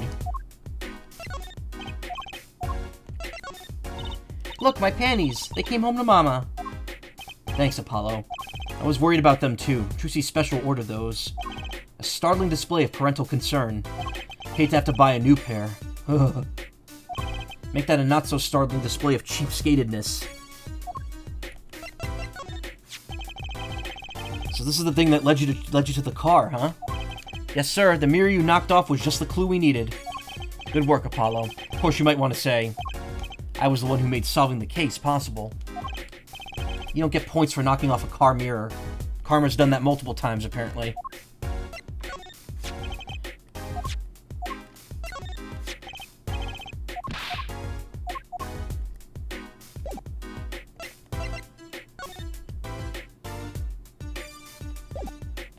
By the way, oh, controller, please. That's the left stick doing that. Yeah, Karma, calm it down a little bit. By the way, I want to show you something real quick here. Check this out.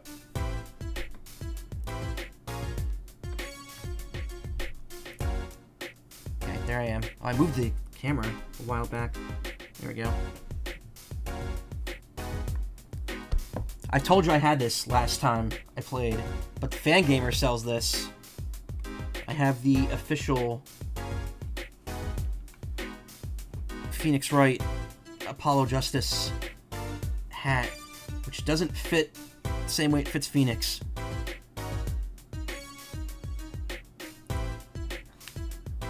It doesn't. I can't like get it on. I mean, he has it over his eyes, so there you go. And I'll just play the rest of the game like this.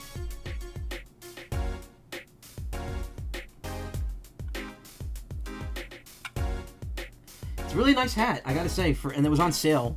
Fangamer was putting out. The pin's a little cheap, but it's, you know, it's a pin. It's a standard pin. It's nice. Looking good, thank you. I got a haircut today, and I shaved most of my beard off Thursday night because I had to, because of the family stuff that was happening this week. Now you know what? See, this is why I don't really do webcam streams though, because like the way I'm positioned on the preview, I'm looking down this way to look at myself, and that doesn't look good with the way the webcam is positioned. If I want to like look straight into it, I have to look up here, and I can't even see the screen then because it's below the webcam range. Also, again, when it's hot, I tend to stream shirtless, so not the best look on stream. No one wants to see my nipples. Yeah, I took off most of the hair. My beard has been shaved off. It's just a little stubble now, and I don't know if I'm growing it back. We'll have to see. Miss your beard, and it's almost Christmas too. It's not almost Christmas. It's September. Trust me, if I don't shave between now and Christmas, it'll be even bigger than it was before. I tend to, what happens, talk about Karma in chat? Yeah, I'm talking about Karma in chat. He said he accidentally smacked a side view mirror with his head before, and took it off, broke it off the car. What I usually do is, like, before a trip or an event, I will shave most of the beard off, and just leave, like, the main part and the mustache in, like, a circle, like a goatee. But what'll happen is I won't shave again for, like, months and months, so then the beard just grows back. But I don't know, like, either way, there's parts of it, part of me likes having it long, and part of me likes not having it long. I will say that right now, with how my face looks, it kind of makes me look a little too fat, but with the beard, it also just looks kind of gross and, like, not styled very well. I'd have to find, like, a middle ground that I really like for it.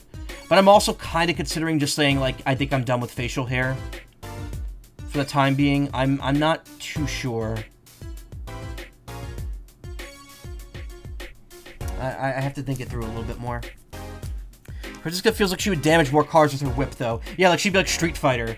She'd be like in the bonus stage. She'd whip the car until it broke.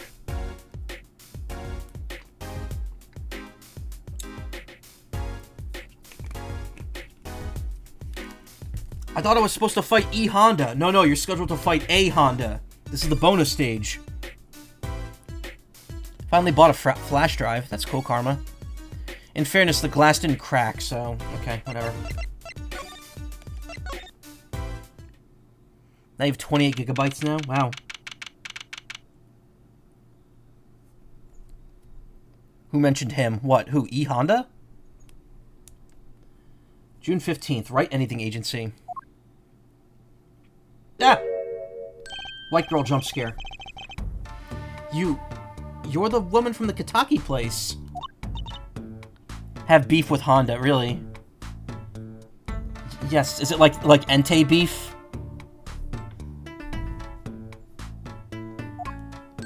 I knew it! Something's the matter, and you want our help, right? Well, you've come to the right place. This way, please.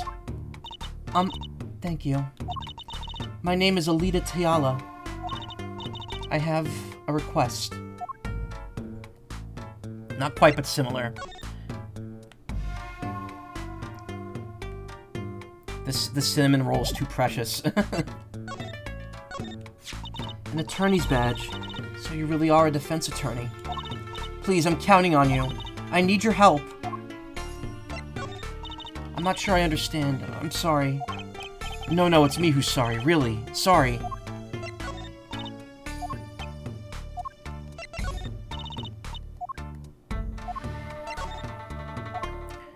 True fact, Entei has the highest HP of all fire types at a base of 115. Really. Your request. Let me guess. Something's been stolen? Your flyer. It says now defending, so I thought... What? You mean you want me to defend you? Me? Maybe you could tell us what happened. Were you hit by a car? Did someone steal your stand? Or your panties? No. I'm not the client, actually. The client would be my fiancé, I suppose you'd call him. Fiancé? What happened to him, then? We're an hour and a half into the stream, and we only just got to the murder. He was arrested this morning. The charge was... murder. Murder? Have you heard about what happened at the park? So what's your story? You frequent the Kitaki Mansion, yes? Are you a member of their, organization? No, not yet. Not yet. You see, I'm to be married next month to the boss's son. The boss's son? So he's a gangster. Yes, but the Kitakis are locally responsible gangsters. Thought it'd be nice for a change. Quit my boring job, live the good gangster life. Think you're onto something. Mrs. Kitaki. Like the sound of that. I'm not sure your daddy would care much for that. Murder in the park. What happened? I haven't been told all the details, but I do know a body was found in the park, near the Kitaki Mansion. There are a lot of police cars out there. Apparently the victim was shot with a pistol. But I hear the circumstances of the shooting were rather unusual. And your fiancé was arrested for this? What sort of person is your fiancé? Your fiancé is the Kitaki family's only son, correct? His name's Waki Kitaki. I brought a photo. Waki the Slush Kitaki. Well, that's quite the photo. I know. Oh, he could be powerful and menacing, but he's so cute. But if the boss is his only son... Yes, I'm sure he'll take his father's place someday. Say, I'm a boss already, of this agency. Please help my Waki, please. Right, my first solo defense case. Crime boss's son or not, I'll prove he's innocent. Blah, blah, blah, blah. I prepared a letter of request. I know you need those. Letter of request from Alita Tiala for the legal defense of her fiancé, Waki Kitaki. Right, let's go check the scene of the crime.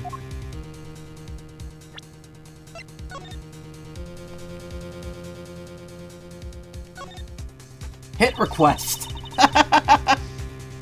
Why does this envelope say hit request? It's a bit of lingo, like calling a hit or a hitman. Oh, you mean like gangster talk? So does hit mean to defend in gangsterese? Well, hitman? I certainly hope not. Something tells me she used the wrong envelope. It's like the first Edgeworth game when that guy got the letter from the lending girl or whatever, Viola, the Cadaverini, and it was like, I will come to see you soon. Please have the money, and they thought it was like a love letter.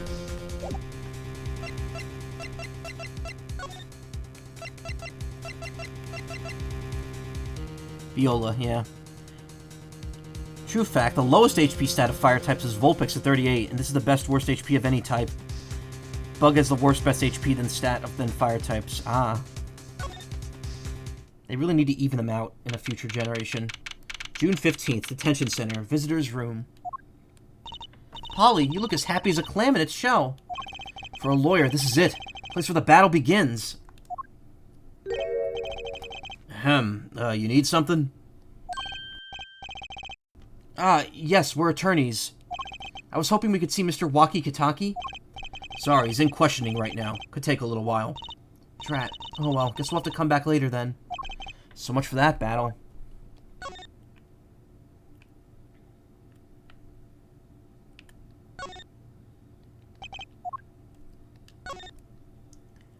That security camera's looking at me. Wonder if they tape all of this. A security guard. He stands here watching this room. I have no idea if he's listening to us talk. Not even sure he's breathing. Were you able to examine the bars in other games?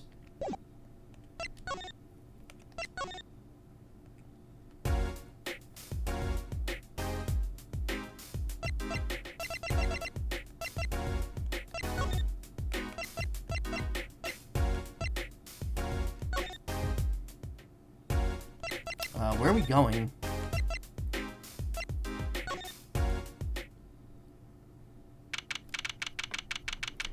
Motorcycle. June 15th, Kitaki Mansion. So this is it. My first murder crime scene. Ah, it's you kids again. Look, can't you find some other place to play? We're not playing. We're investigating, aren't we, Apollo? Sir, I have a letter of request here. Letter of... huh? Why does it say hit request on it? Miss Tiala must have used the Kitaki stationery. Excuse me, coming through. Ah, it's you! Mr. Gavin! There were bars in the first game, yeah. Who's this guy? Must say I'm used to being inspected by the ladies. This is the first time I felt this way with a man. Oh no. Mr. Gavin?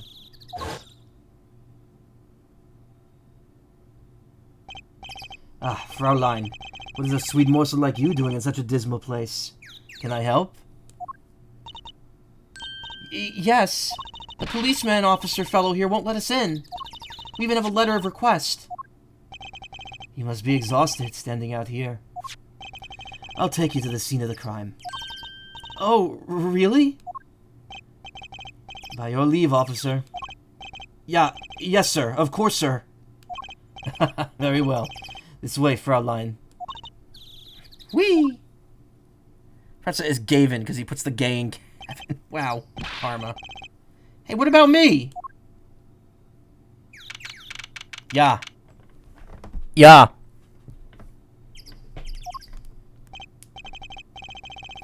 On that note, enjoy your investigation. Thank you. Will we see you again? Ask the wind, Fraulein. I'll be riding on it. I don't know if that's the voice I want to give him, but... Who was that? Ah! Apollo, look! A corpse! What? Hey, it's just a mannequin. Well, it sure got me. Might I ask exactly what it is you're doing here? Oh, it's you. How did you kids get in here? Oh, this guy, well, he was more like a prince, really. He let us in. Him again. That glimmerous fop, always getting in my way. Anyway, this scene is off limits. Excuse me? We have a letter of request. One moment. Why is she holding that big magnifying glass?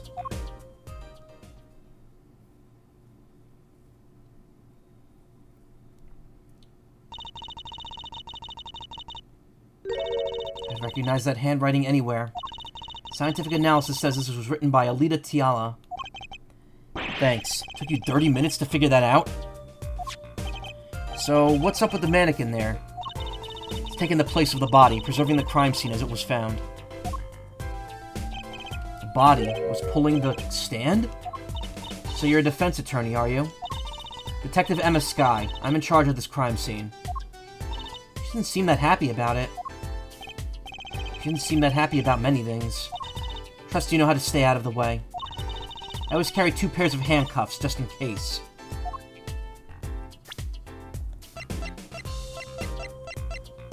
Alita Tiala, age 21, woman who requested that I defended her fiancé. Emma Skye, head detective on this case, obsessed with forensic science. Mood, touchy, age 25.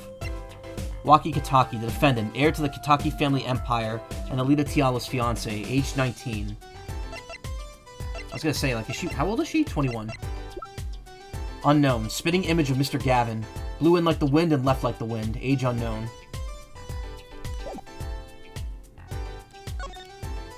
Case. Detective Skye. Quiet, please. It's snack time. Look at her eating those little, pieces of poop, I guess. Or mini sausages. Francisco was only 18 in the first game? Yep. She's 21. She looks like she's 30. Who? Alita? No, she doesn't look like she's 30. She looks very young.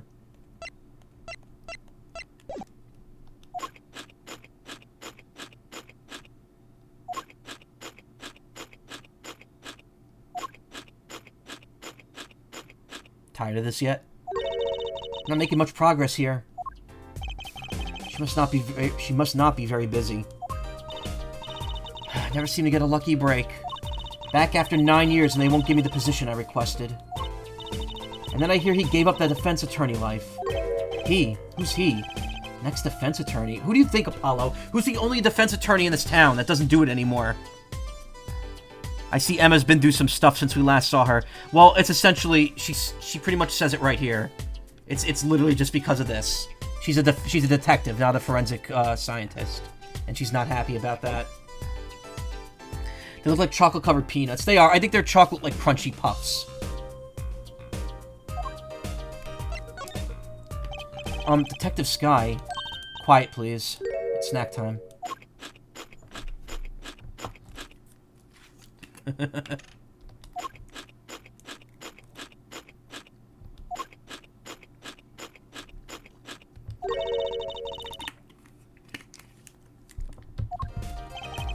Oh, it's all of those. Okay.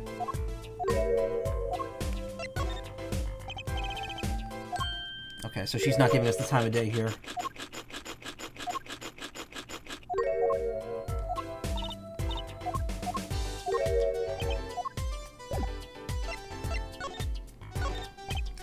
If you could spare a moment to take a look at this. Can't you see that I'm extremely, extremely busy? Eating snacks, yes. Busy eating snacks, I'd say. This is going nowhere fast. Cocktail nuts. Chocolate-covered peanuts.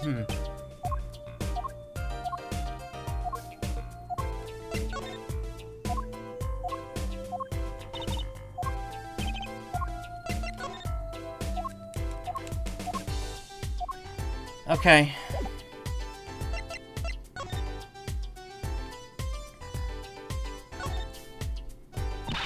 Hey there, no messing with the crime scene. But we need to investigate. Investigations are to be carried out by professionals, scientifically. She's not going to let us check out the crime scene, is she? Hey, Apollo. My very unscientific analysis tells me something here is very suspicious. I think I know what you mean. It's kind of hard not to notice.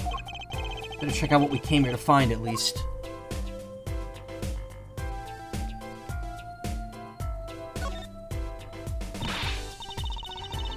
Hey, there's no messing with the crime. The Those mixes were with the wasabi peas and rice crackers. Oh, man, I love wasabi peas. They're so good. Hey there, no messing with the crime scene. But we need to investigate. Apollo, look, that stand. What's on the menu there? Menu. Ramen, ramen, ramen, rice ball. The food I got at the entrees we had yesterday at the Italian restaurant came with an Italian rice ball, and it was really good.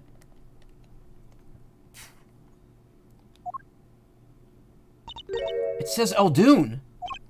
I've noticed. Well, we solved the case of the missing stand, at least. Though the circumstances could stand to be better. Is that a pun?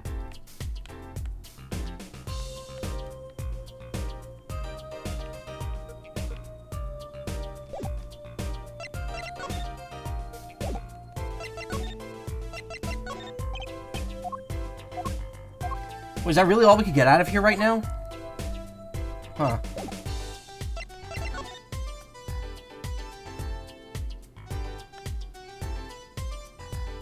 It is, isn't it? Wait, a knife in the ground right there. I can't examine it, though. The rice ball is actually a powdered donut. No, that would be the Zeppelis we got at the end of the meal. Also interesting to note, right now, the Feast of San Gennaro is happening in Little Italy, and it's like street vendors and everywhere. They have like a little Ferris wheel set up in the middle of the street. Very festive and fun, but also expensive. It was like a mile marker. It was clearly a knife. Mr.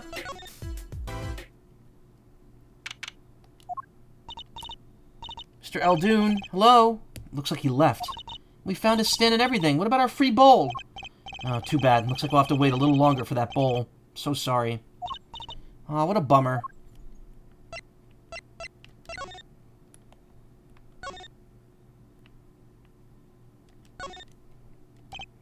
Front entrance to the Maractus Clinic.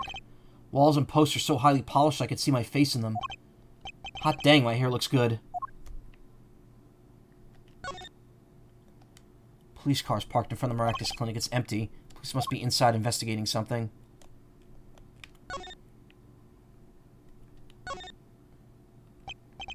Eldoon's dog doesn't look too lively. They say dogs and their owners resemble each other. Guess there are exceptions. Mr. Eldoon's house has seen better days, and I'm betting I've eaten better noodles. Handwritten sign here. Save the light. Hard to make out the sign, the shade from the clinic next door. An oil drum for catching rainwater. Sparrow just flew over and... Aw, man, that was just disgusting. Something tells me this isn't the first time. This must be his business. It reads, new. Maybe that's how the kids are spelling new these days. Another failed attempt at hipster marketing. The blue tarp Mr. Eldoon used to cover his noodle stand. Robbed of its purpose, it blows in the wind, alone. A lone bowl lies on the ground. The lone bowl tipped on its side. It's kind of surreal. It's like something out of a David Lynch film. Nah, that's a little too moody for him, I think.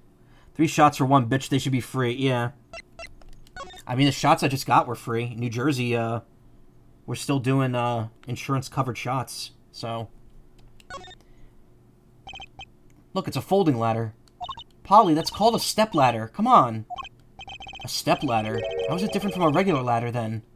It's a much more complex piece of machinery. It's like 2 ladders stuck together.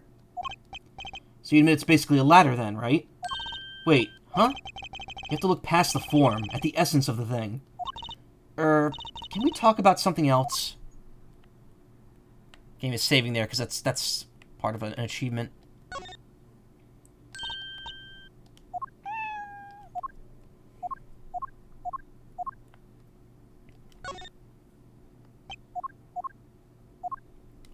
Wait, what was that? This car belongs to someone at the Maractus Clinic, and it hit Mr. Wright. Mr. Wright sprained his ankle and the car lost its side view mirror. This car versus Mr. Wright. Not quite the match of the century. I don't know if there's anything else here.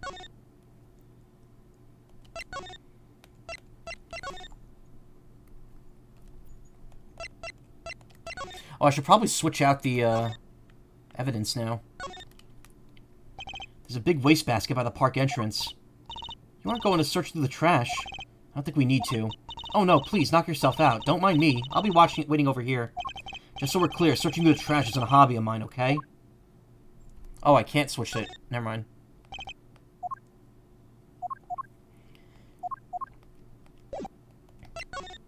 I'm pretty sure you need the slippers at some point, because they do have paint on them.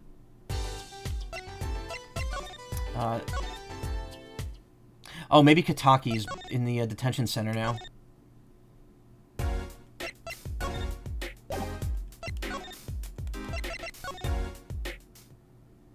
Nope. The fuck? Where am I supposed to go?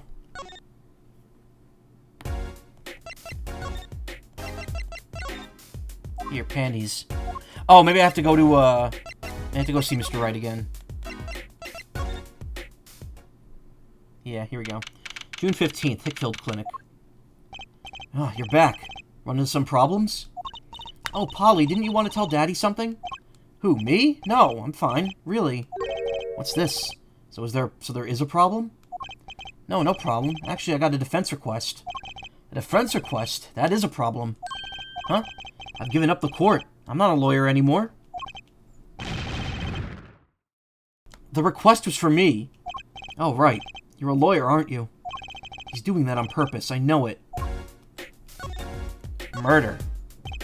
So what's this about a defense request? It's related to the murder in People Park, actually. Guess what? We found Mr. Eldoon's noodle stand at the scene of the crime. Did you now?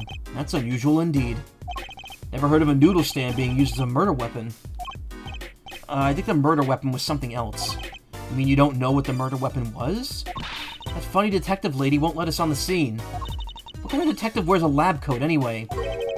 A lab coat? I think she'd be involved with this. You know her? You could say that. Sky connection. So you know her, don't you? I met her on a case. This was about 10 years ago. She was still a high school student at the time. That would make her about the same age as me. That's my daddy. He knows all the police types. Oh wait, maybe you know that other guy too. That other guy? That shining prince on the motorcycle. Prince? Mysterious prince. Apollo, tell me about this prince of Trucy's. Indulge a concerned father. He was at the crime scene. He looked just like Mr. Gavin. Did he now? You know him? My guess he's Christoph Gavin's younger brother. His brother? We're acquaintances after a fashion. Clavier Gavin, rock and roll god incarnate. Clavier? What a lovely name. He's so dreamy. Didn't know Mr. Gavin had a brother. What was he doing out there? I have a feeling you'll be crossing paths again very soon. Now, what was the problem again? Having trouble investigating the crime scene in the park? Yeah, that detective woman won't let us. Go to the office. Under the silk top hat, you'll find a bottle of white powder. Try taking that to this detective. You'll get arrested immediately when she finds out what that powder is. White powder? It's not what I think it is. Just take it to her. It'll be fine. You'll see. Oh, and tell her I said hi. Sibling had to administer some shots to this one kid, and this kid was just not having it, and the mom was thinking of doing it for another day. But these shots are time-sensitive, so it was either do it and it's free, or not do it and pay up like $400. Yeah, the mom changed her mind real quick. Yeah, I would too. God damn. So Phoenix is hiding the mysterious white powder under the hat. So this must be the silk top hat Mr. Wright mentioned. Let's take a closer look. Huh? There's a familiar-looking item. Whoa, you know what this is, Trucy? I remember finding some in Daddy's dresser when I was little. Thought it was sugar, so I licked it. He got mad at me. This is getting more and more suspicious. Mysterious white powder with the alleged ability to improve Dr. Sky's move. The way that is worded is amazing. Let's go talk to that detective. She's sure to know what that white powder is. Cocaine! The game is doing that on purpose, obviously. Remember, this game was rated T for teen. Oh, you couldn't actually examine this in the first game during the extra case. The bottle has a label on it. Can you read it? Not a word. I'm not sure I speak whatever language this is written in. It's too bad. I guess we're stuck with this mysterious bottle of white powder.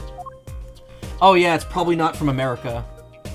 Or I guess Japan in the Japanese version.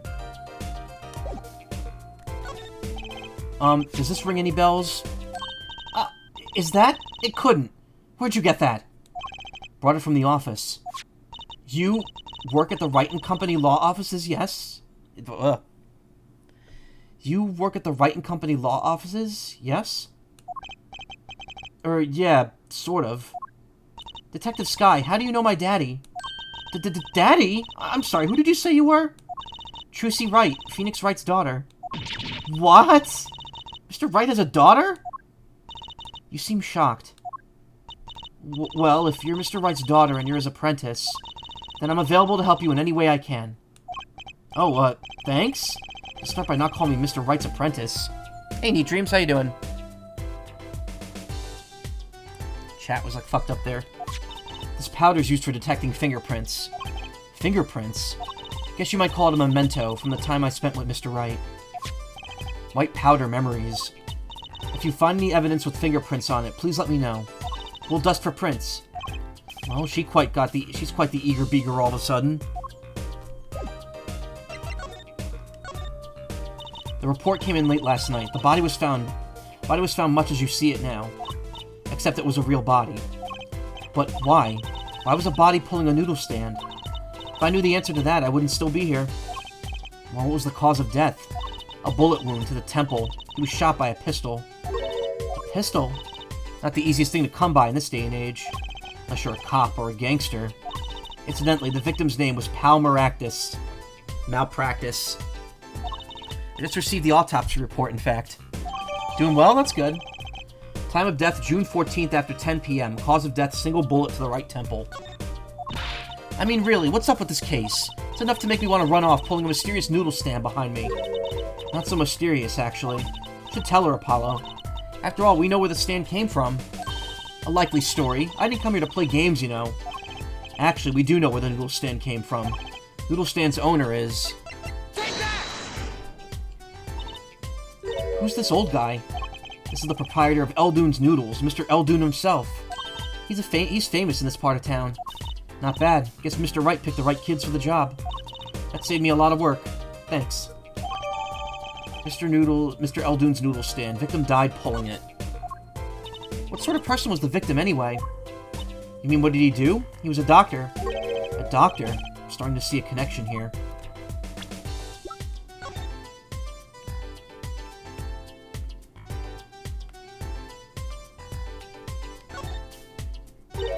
Oh, look at this, Apollo. Mr. Eldoon spelled his name backwards on this side.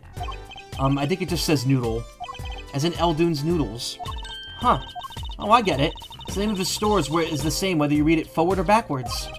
Yeah, I guess it would be. Well, except for the last S. Then how about a store called Team Meat? The E and the A don't match up there. Yeah, that's the joke with the guy's name. It's Malpractice. Close, but that would be Tame Mate backwards. And what kind of store is that? Why, a store that sells meat. It's not meat unless it's Team Meat. She really is the new Maya.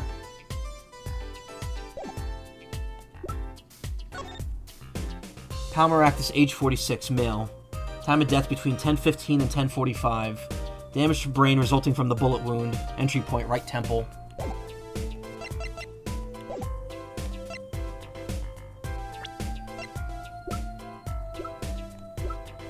Clavier Gavin, age 24. An acquaintance of Mr. Wright. Spitting image and younger brother of Mr. Gavin. I used to call him Clavier, and I'm pretty sure it's Clavier. I don't know German. Who, me? I'm just a supervisor for this crime scene. Detective Sky. I was out of the country for a while. I came back to be a forensic scientist. Oh, were you studying abroad? Something like that. I was studying in Europe. Forensic sciences, mind you. But when I got back here, they threw me in criminal affairs, just like that. Why don't you just become a forensics expert in Europe? Well, I suppose that was an option, but I had a lot of favors to repay to people back here. favors. Wasn't she in high school when she left? What? What's that look for? I was involved in an incident before I left. But Mr. Wright and his people helped me out. I owe them. Really? I had no idea. Well, I mean, by this point, she's already made it up to Edgeworth. She already helped Edgeworth out on both of his adventures before Phoenix lost his badge.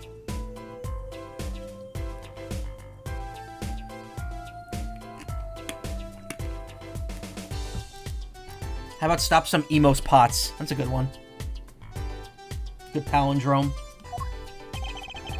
If she's been out of the country for a while, she probably doesn't know about Mr. Wright's current, state of affairs. Could you tell us a bit about the defendant? He's the only son of the Kitaki family, yes? Waki Kitaki. I don't know if he's the boss's son, but he's certainly throwing his weight around. Violently, in the detention center. I see. Why was he arrested in the first place? You're a defense attorney, aren't you? You're not his by any chance. Or, actually, yes I am. Well, we have a witness to the moment of the crime. Eh? Witness called the police. They'll be testifying during the trial tomorrow. What?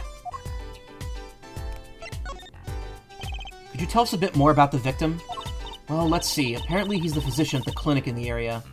Quite well off, too, from the sound of it. The clinic's name is the Maractus Clinic. Maybe that's why the cop car was parked there. What? You've been to the clinic? Yeah, through an unrelated issue. Though on a related issue. Wait, what? Technically, it was unrelated.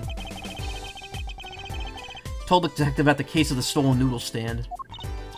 Oh, I guess it was related, if it involves a noodle stand. I see, so that means Dr. Maractus stole the stand and pulled it all the way here? That would seem to be the case. But why? Don't ask me.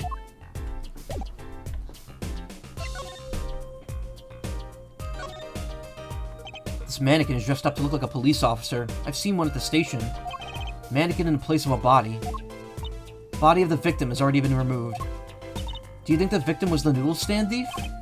What, you think because someone killed him, because he stole it? You think someone killed him because he stole it? Yeah. Taking care of business, little Plum Kataki style. Try not to sound too eager about that, please. It's a knife. A shiv, to be precise. Oh, lingo. The defendant, Waki Kitaki, is the son of known gangsters. Police are assuming this belongs to him. Wait, but wasn't the murder weapon a pistol? Huh? Look at this. There's a handprint on the shiv. Handprint? And there might be a fingerprint. Let's investigate. Also known as a shiv, found at the crime scene. Right, first choose the fingerprint you want to examine. Choose a fingerprint. Look closely at the handle. See, there's more than one fingerprint here. Those black spots? That's right. Pick the one you want to analyze. Can't even pick the other ones. You have to pick the main one.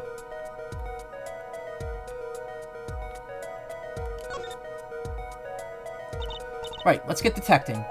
Wow, she's practically glowing with excitement. First, sprinkle some aluminum powder over the print. With a press of A, like this. Ah! The oil left by the print absorbs the aluminum powder. The oil left by the print absorbs some of the aluminum powder, so you just dust it on and blow it off. Blow? It's like whistling. You know how to whistle, don't you? Just use X and... Wow, amazing. It's like magic. Isn't it, though? Right, let's give it a shot. Incidentally, it's important that you cover the entire fingerprint with the powder.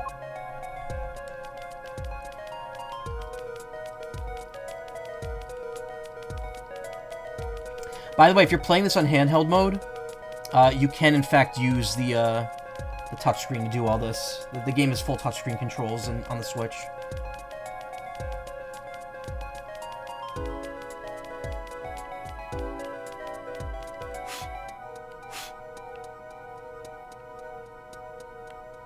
Okay. And not enough.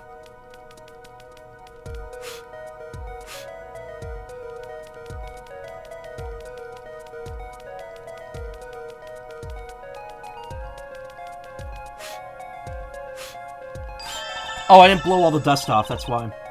Again, in the DS version, you actually have to use the microphone to blow the dust off. But I think there was also a button option to just instantly do it. instead of doing it in, like, bursts like this collection has. Yeah. Good, clear. Quite impressive. Next, to match the print. Police officer's sample so you can tell whose fingerprint this belongs to. Whose finger this print belongs to. Wow, I didn't say that correctly. And that doesn't sound like as much fun as actually finding the print.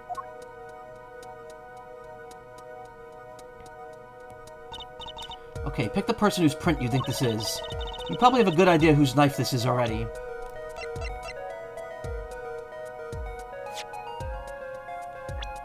Oh yeah, look, you can actually see everyone's fingerprints here. Oh, there's Palmeractus. Look at his head. His head looks like toothpaste. Age 46.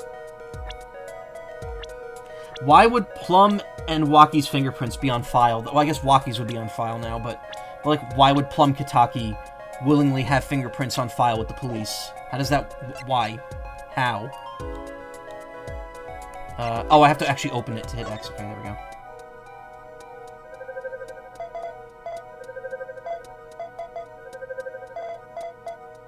Comparison complete.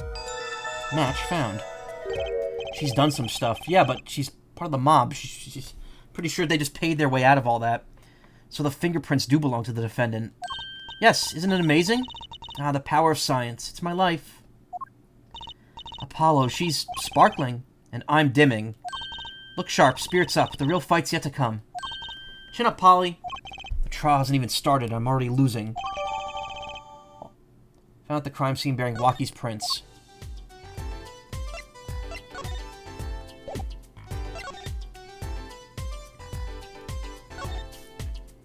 There's got to be a good clue or two around here.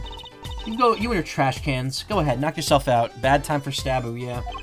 Please, can't you see I'm doing my... Huh? Look! Another pair of underwear? Wow, Apollo. You're a genius at finding panties. Stop saying that. Wait, these aren't... They're not mine. Could these have been stolen too? Found a trash can at People Park. Distinctive bloomers, to say the least. So, have you met the defendant? No. Visiting hours are almost over at the detention center. Might think about wrapping up here and heading over. Good idea. Don't know what good it will do. We have a witness and a knife with prints. Have I mentioned I've got a bad feeling about this? Don't worry, it's like a right tradition. Some traditions I can live without. And this is Mr. Eldoon's noodle stand, obviously. It does say Eldoon in big letters, doesn't it?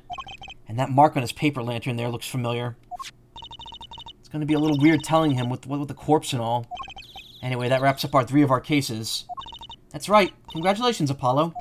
And leaves us with one case that's worse than all 3 put together. Murder. Myrtle. Blue tarps have been placed around the ground on the stand. Blah, blah, blah, blah. Apollo, I bet the victim was going to have a picnic here. Guess he could have eaten all the noodles he wanted. Don't touch those. Those are preserving the crime scene. Oh, I guess the police put those tarps here after all.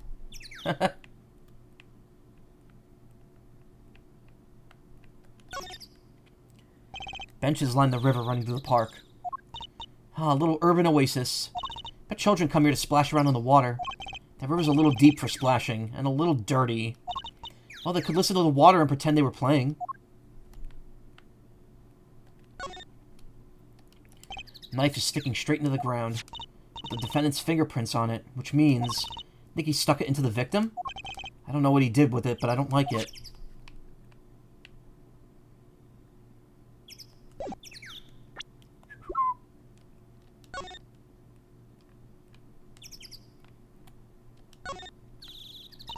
These bloomers have a distinctive design. You certainly know who they belong to at a glance. That way she doesn't have to write her name on them. Genius. I think writing your name would be easier than drawing a plum blossom.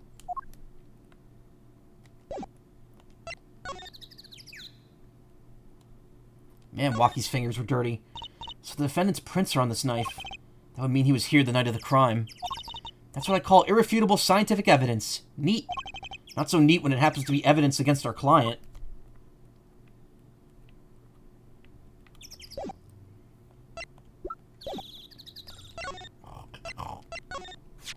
Ah, an attorney's badge. Reminds me of when Mr. Wright was still defending. Everything I have now is thanks to him. Remember, help as many people as you can. That's your job. She's right, Polly. Let's make a difference. Something wrong? No, nothing. I actually felt inspired for a moment there. Realizing how many characters in this franchise just passively aggressive retort you every time you point out how their vaguely positive thoughts get shot down. Yeah. Well, excuse me, Princess. I guess they could have just listened to the river and pretend to splash around in it. Hey, Izzy, how you doing? The guy was shot, though, yeah. But, I mean, let's be honest. The defendant holding a knife here probably isn't doing him any favors. Sorry, don't think I can help you with that. I think you need more than just scientific help. But ask me anything you like. Just ask scientifically. Tired, probably slept badly. Oof. Fingerprints are the analysis of the very fingerprint analysis is the very basic. Oh my god. It's been 2 hours. Fingerprint analysis is the very basis of modern forensic science. Doesn't just talking about it leave you breathless with excitement? Oh yes, breathless. Actually, it does sound kind of interesting, though. Let me know if you find any evidence that might have a print or two, alright? Why did Maractus die like this? Pulling a noodle stand. Very strange. Inconceivable. I just don't get it. Some people just can't die normally. He's dead. Give him a break. Anything about this? Anything about this? Anything about this? Anything about this? Okay, what about this? The defendant's fingerprints were found on that knife. Which means that, at the very least, he was here at the scene of the crime? It's highly possible, yes. Ugh, this doesn't look good. No use worrying about what's out already. You just worry about what's yet to come. I'd like to go out of the house and just take my mind off some things, but this is just what it's like to be a lawyer in Japanifornia. People just die in the most bizarre and plausible ways, yeah. And they're always related to you, somehow. It'll be like a person you just met, or it'll be like someone that's relevant to something you just did. Oh, Plum's not here, so I can't give her back the panties.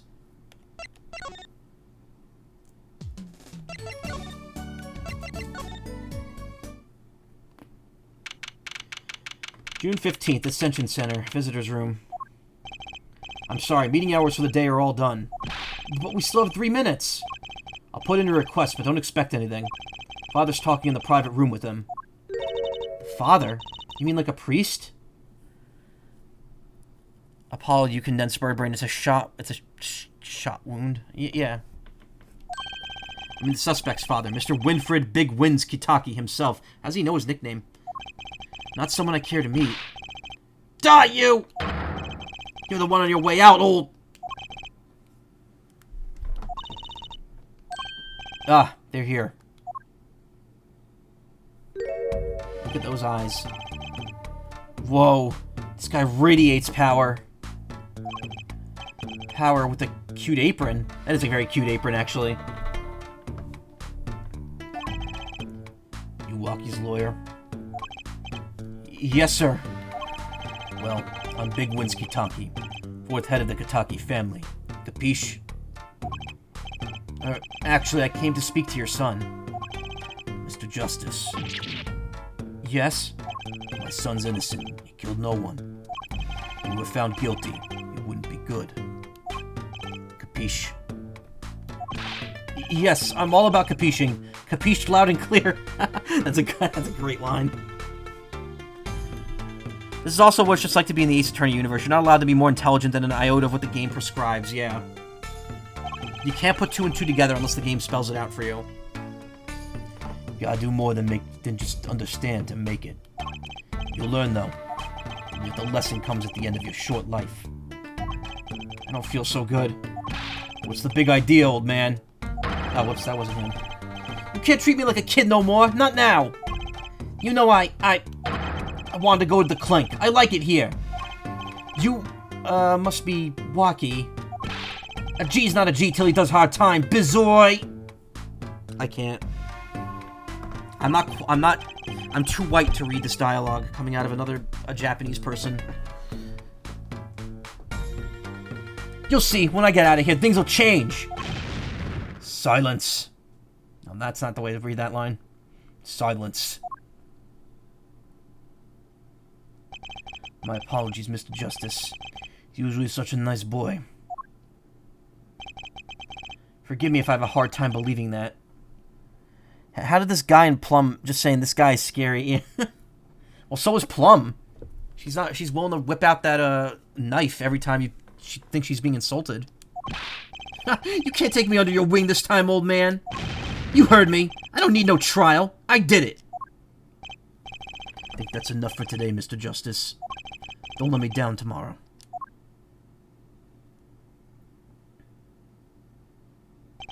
So much for talking to our client. We made so much progress today. We even found my panties. I had fun, at least. Of course, the biggest mystery of all remains. How am I supposed to build a case for the trial? Oh, I almost forgot. It's time for my show. Tonight I'm performing at the Wonder Bar. You should come check it out. To be con. Continued.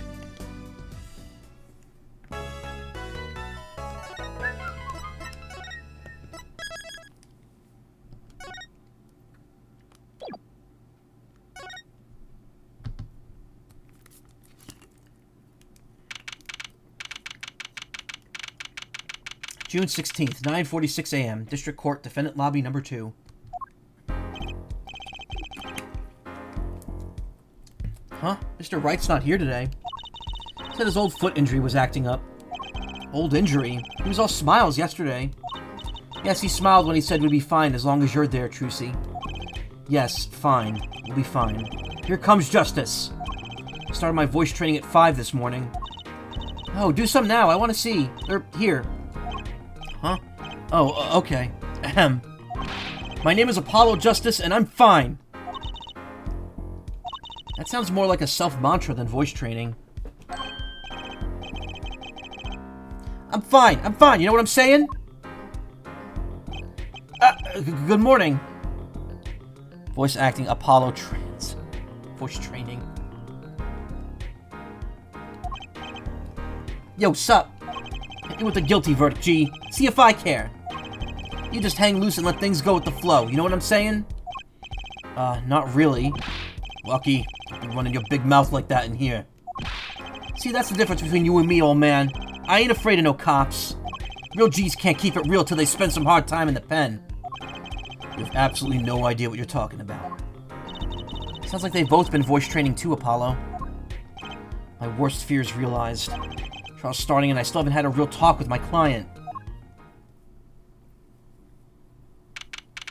June 16th, 10 a.m. District Court, courtroom number 4. Look who it is! As if you couldn't tell that he was going to be here. Court is now in session for the trial of Waki-Kitaki. The defense is ready, Your Honor. Ready to rock and roll there, Judge? Ah, it's him, the guy from yesterday. He's a prosecutor? It's Mr. Gavin's brother. Long time no see, Prosecutor Gavin. Are you taking a leave of absence? You know that little band I started in my free time? Thing is, we got real popular. Hard to say 9 to your fans when 3 of your singles go platinum, ja? I see. To be honest, I was a little concerned. Feared that you might still be distraught over that one trial. Not to worry, Judge. I wouldn't miss a day in court for the world. It's worth even more than VIP passes to one of my concerts, ja? So if you remember, in the Edgeworth games, in the first Edgeworth game, actually I could probably pull up a screenshot, you can actually see Clavier's band's logo in one of the cases.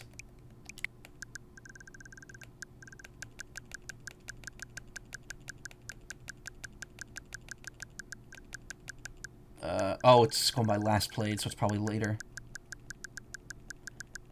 Wait, that wouldn't make any sense then, because why...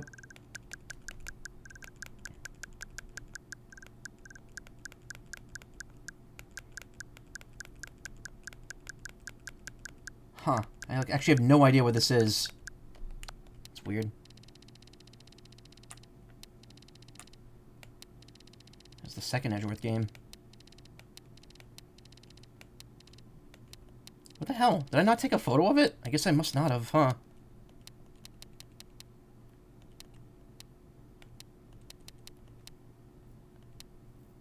Yeah, wow. Guess I didn't. I took that. Yeah, whatever. It's weird. It's weird. This game has like a weird like if you go into sleep mode, it has like a specific pause screen for it. Hey, hello, how you doing? How could I pass up a chance to see the true strength of the little boy who bested my brother?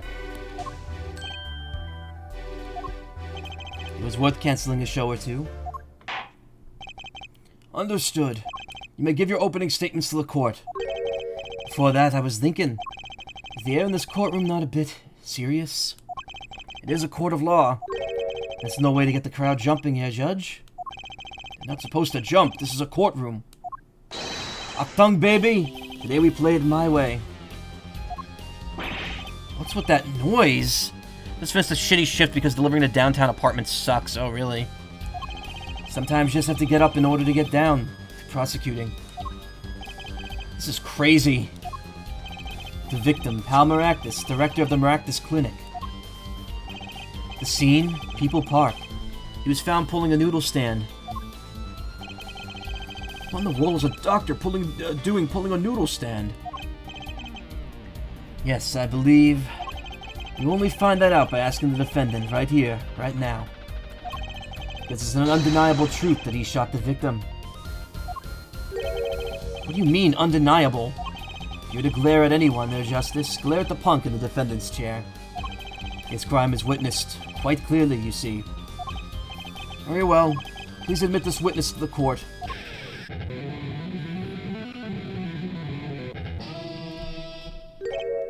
Nine. Not yet. First, there's a little matter to be cleaned up. Could you talk without the accompaniment? I swear I could see the guitar for a second. What is it, Prosecutor Gavin? The motive here, Judge. Why'd the little punk do it? Why'd he kill the director of the Maractus Clinic? Objection! Not so fast. The defendant doesn't have to explain that. Oh? What if the defendant specifically requests to do so, as he did this morning? Wanted to give a shout out to all my homies, I believe he said. By the way, just looking up where Shifrilus ranked the third case in this game, it was 7th. So this game, they got 2nd, 9th, and 7th. Wow. He really doesn't like this game, huh?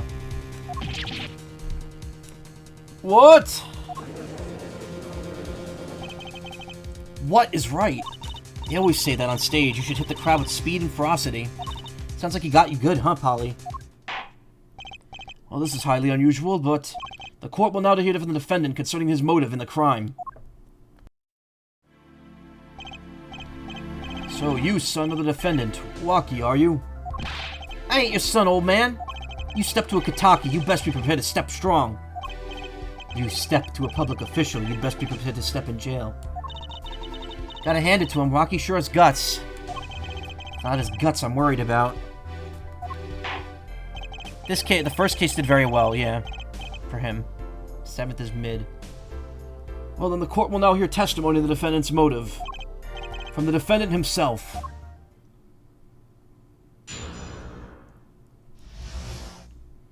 Waki Kataki's truth.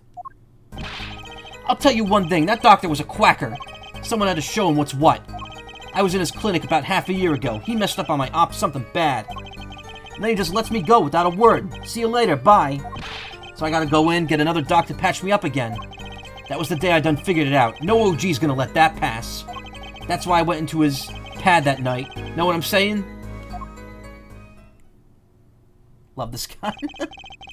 Remember when this game first came out, people hated Waki. Thought he was like one of the worst characters. You're saying you were one of the victim's patients. A lot of stuff goes down when you're keeping it real in the street. True that. Tell you one thing, that doc was whack. Very well, the defense may begin the cross-examination. Can't believe this is the first time I'm hearing about all this. To be fair, I hate him right now, yeah. That fucking emote. That's Mike, right? Yeah, that's Mike's cringe.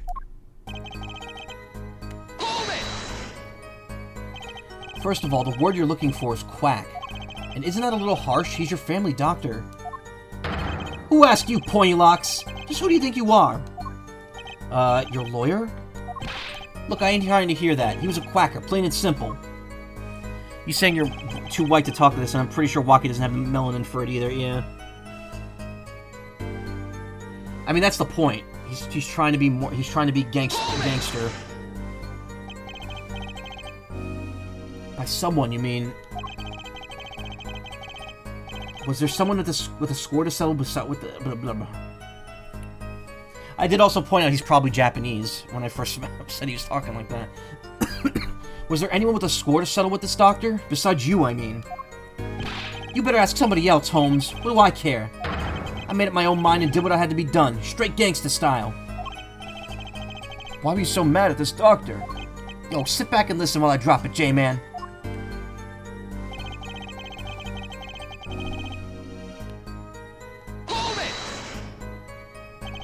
So you were a patient at the Maractus Clinic half a year ago. For what reason? I had what you might call a mark of honor. Can you explain precisely what was wrong? We had a little run-in with the Revals family. That's when I pulled a jack move. I ran into an ambush. G busted a cap right in me. According to my sources, you couldn't stand the stress of waiting. I ran in 15 minutes before the appointed time. By yourself. Hey, it was more than a match for those guys. So you were carried to the Maractus Clinic from there. Apparently he was shot in the heart. Shot in the heart and he's alive? Quacker is probably a quack-cracker, maybe. More like the Quaker man in the box wrote me. That'd be a real insult to him. I can catch bullets between my teeth, but I never learned how to catch them with my heart. Bullets stop just short of my thumper, you know what I'm saying? Would have been golden if it weren't for that whack doc. Can't even take out a stupid bullet. So as you say, the surgery was a failure. This ain't all of it, Holmes.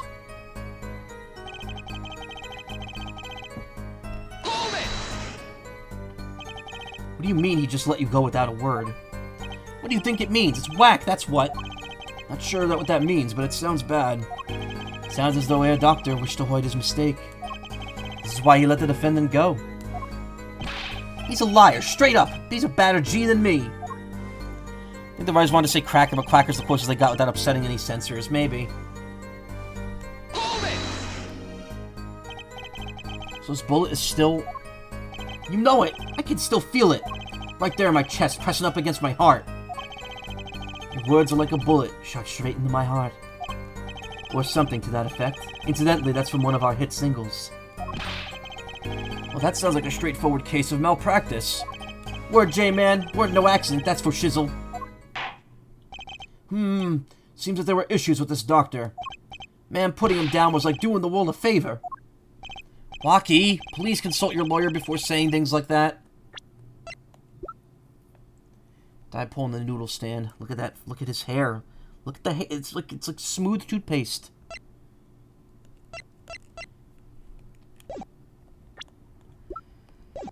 Why do we still have the bloomers? Why did we bring them with us?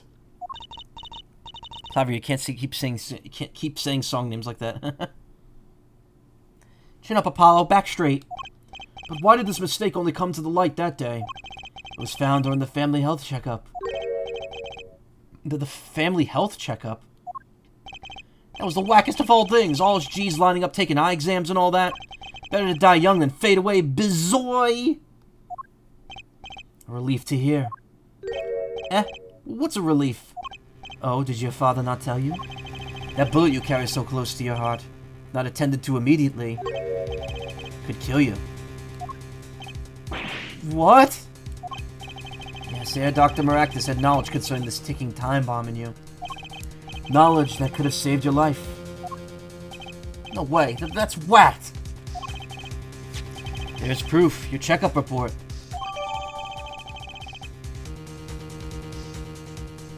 Waki's checkup report added to the court record. Results from a checkup performed in June. Metallic object found in your heart. How ironic that you would kill the one man capable of helping you. You're almost as careless as he was.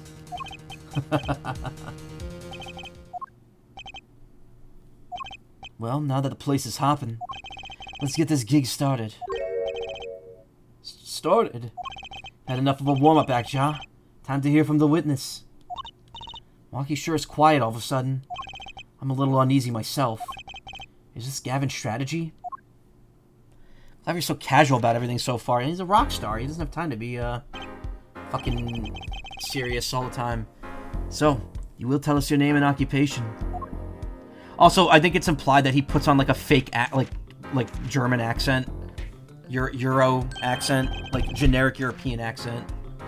Also, this guy. My name is Wesley Stickler. By occupation, I'm assuming you mean under which definition I must confess to being unemployed.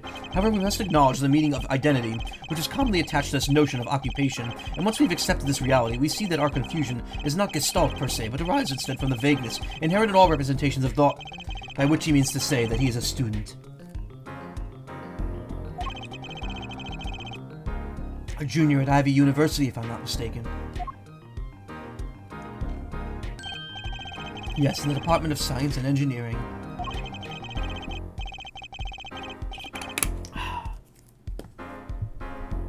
Filled with curiosity for all things, I spend my days in pursuit of the truth, honing my...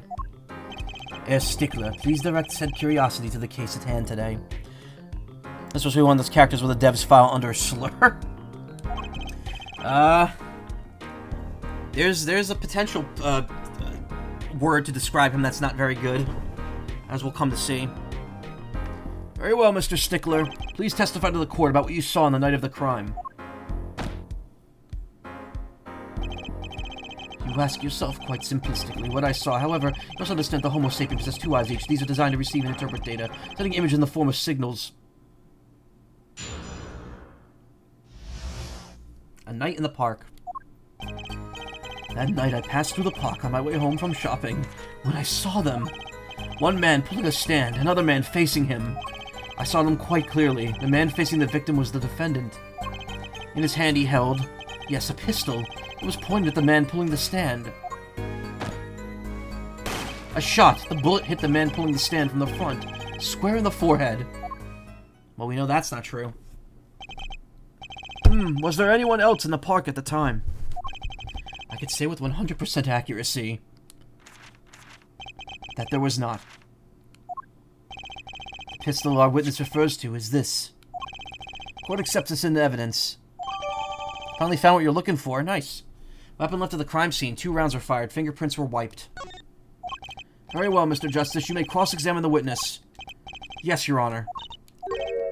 Trucy, why are you staring like that at the witness? That man... I can't help but feel like I've seen him somewhere before.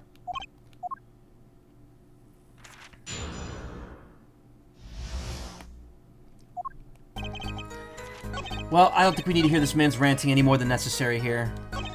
Bullet hit the man pulling the stand in the front, square in the forehead. We know that's incorrect.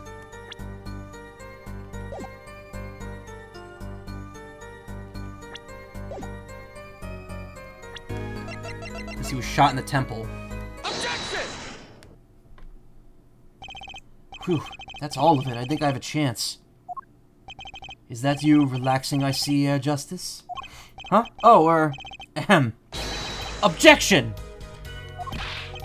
Once is quite enough, Mr. Justice. Apollo, pace yourself. The trial's not over yet. Right. Look at this. The autopsy report. Is there a problem with the autopsy report? Right, a problem. Problem. Yes, the problem is the location of the entry wound. Location? You testified that the killer shot the victim square in the forehead, did you not? I've already determined your angle of inquiry. Allow me to explain. It is quite simple, really. First, understand that when I say square, I speak not of geometrical absolute. What do I mean by this? For example, the defection of a meter is 1,000,007 wavelength by a krypton particle, as we all know. In addition, it is a well-known fact that the krypton particles are rare and invisible to the naked eye, which points to a basic fallacy in your line of reasoning, namely that... Mr. Justice? Yes? Was your objection to these, krypton particle things? This is the big time, and you obsessed with something so small? You disappoint me.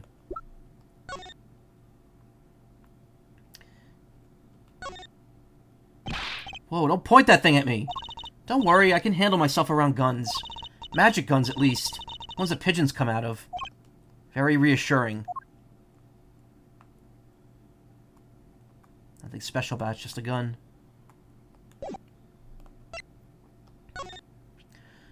Metallic object found in your heart. Urgent exam needed. Junior in science at Ivy University. The witness, a command connected with mind concerned with truth. Age 22. God, he's got such a punchable face. A gun with one bullet. No, I'm obsessed with something big. I mean, there's a bigger, less nitpicky problem here. Do tell. Just look at the autopsy report. The location of the entry wound was the right temple. Temple?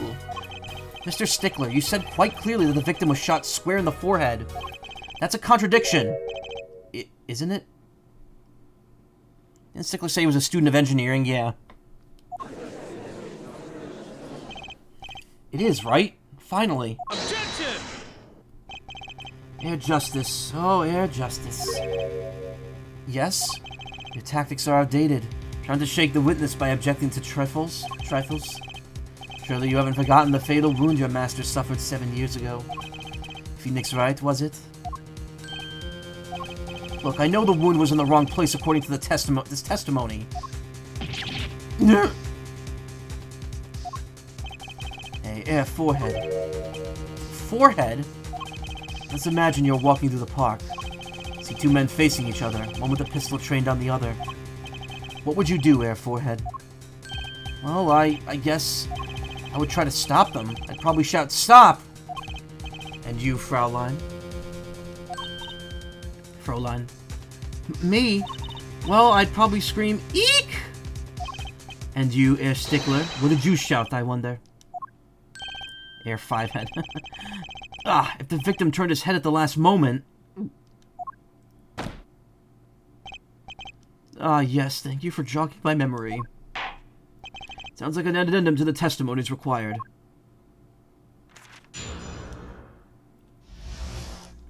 Night in the Park, Part 2.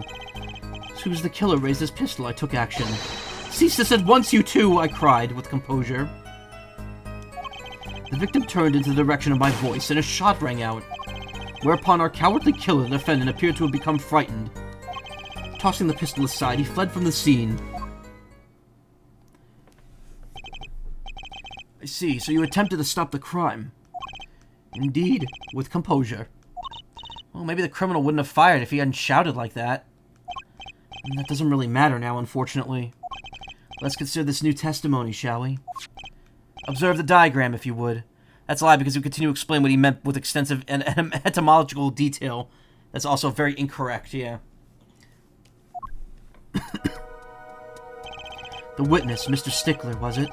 Stood here. He shouted, "Oh, stop, please," or something to this nature. And the victim responded by looking in the witness's direction. The killer would have fired just at that moment. As we could see, the bullet would have struck the right temple, as in the report. His right. It would be left if we're looking at him. That does seem to be the case. Witness the power of a junior in Ivy University's Department of Science. Very well, Mr. Justice, you may cross-examine the witness.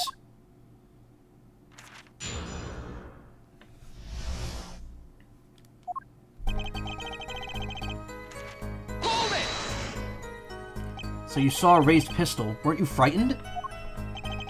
It can be said we students of Ivy University know no fear. The moment I saw that pistol, my inner sense of justice compelled me to take action.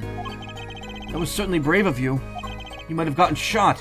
You certainly were lucky. If I were in the killer's shoes, I certainly would have left a witness behind. He actually looks like he had no idea he was in danger. Regardless, I attempted to halt the bloodshed. Hold it! Are you sure both men were able to hear your voice?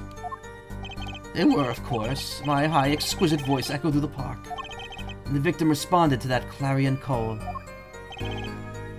Quite. Hold it! Did you hear the gunshot at the same time as the victim turned?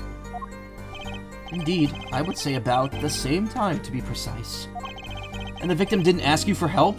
It can be said that he didn't have time to ask. He didn't even have time to take a single step.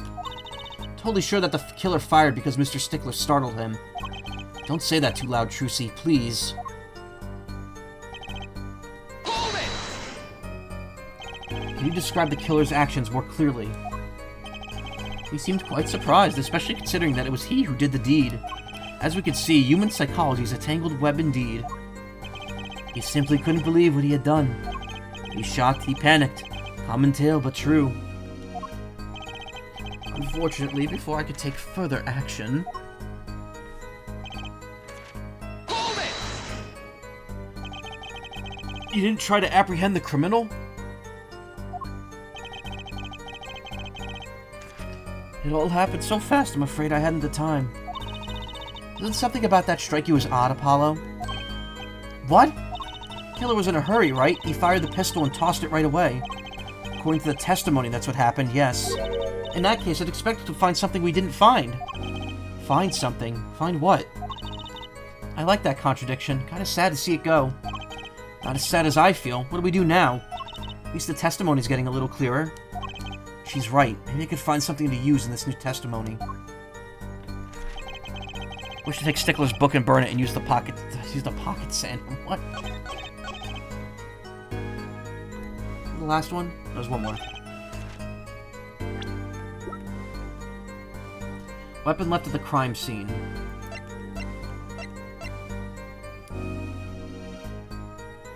Two rounds were fired. Fingerprints were wiped. Oh, well then he didn't have time to wipe the fingerprints. Objection! Wait a second. Another misleading request. Yet you're so beholden to your own mode of discourse you can't see how it affects you. Something to present whenever Fire Emblem people start talking about three houses. Come again? Wait a second, you say. A second. Are we intended to wait just that? A single second? 1/60th of a minute? That's hardly enough time to draw a breath, let alone make a statement in court. Now, had you asked for a longer period of time, say 3 minutes, 35 seconds, Mr. Justice? Yes, Your Honor. I understand you're objecting to the length of a second. Yes, I mean, no! Here, just look at the pistol. It doesn't have a single fingerprint on it. Ah, common ploy, all made more common, I fear, by the prevalence of television. Criminals these days are loath to leave fingerprints. Wait, but you said the killer tossed the gun and ran. That's right, he didn't have time to wipe the gun for prints. Stickler talks like a student who's desperately trying to pad out his report. Yeah, that's exactly what it is. It summed him up very clearly. A little girl sticking it to the university student. There's a song in there. I'm not little. Then let's think like adults, shall we, Fraulein? Eh? What if the killer, the defendant, was wearing gloves? Gotta admit, I didn't think of that, Apollo. Oh, Mr. Justice? Could the killer have been wearing gloves? No way! The record of the murder weapon is very clear about one thing. The fingerprints were wiped, which means some trace of prints remained. Which contradicts your testimony. If everything happened as you said it did, he wouldn't have had time to wipe the pistol.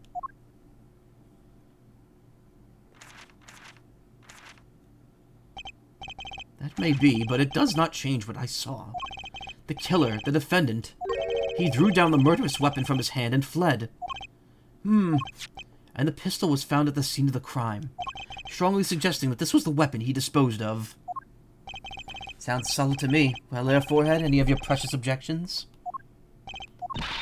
What gives, Apollo? Let's get that voice training to go to work. You know, I've only recently realized something.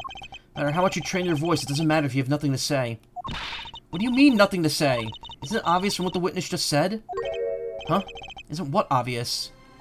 When he restated what he saw just now, he said he saw Waki drop a murderous weapon. But that's not the same as being 100% sure of what Waki threw away. You're right. He's just confused because a pistol was found at the scene. Poor Mr. Stickler. Must be hard to be so perfect and yet so wrong. Well, I can be said that I'm quite offended. While it is indeed true that once in my youth I wrote a love letter in my own blood that was seized by the teacher and posted on the blackboard for all to see, and for this appellation poor might well be prefixed to my name, it is the issue at hand. He wrote a love letter in blood? What the fuck is... What the fuck is his problem? Wrote a love letter in my own blood that was seized by the teacher and posted on the blackboard for all to see. Why would the teacher do that? What the fuck is wrong with everyone here? Everyone involved in that incident should have been, like, disbarred and kicked out of school. We could say for certain is that the witness saw the killer throw something. Does the defense have anything to say about this? Well, if what he threw away wasn't a pistol, then it had to be something else. Damn, Trucy's just doing all... Oh, no, that's Apollo saying that. Then it had to be something else. Still, Trucy's doing, like, all the fucking work here for us. At least one person in the defense team seems to be thinking. Shut up, fucking nerd. I'll wipe that pretty smile off your face, Gavin.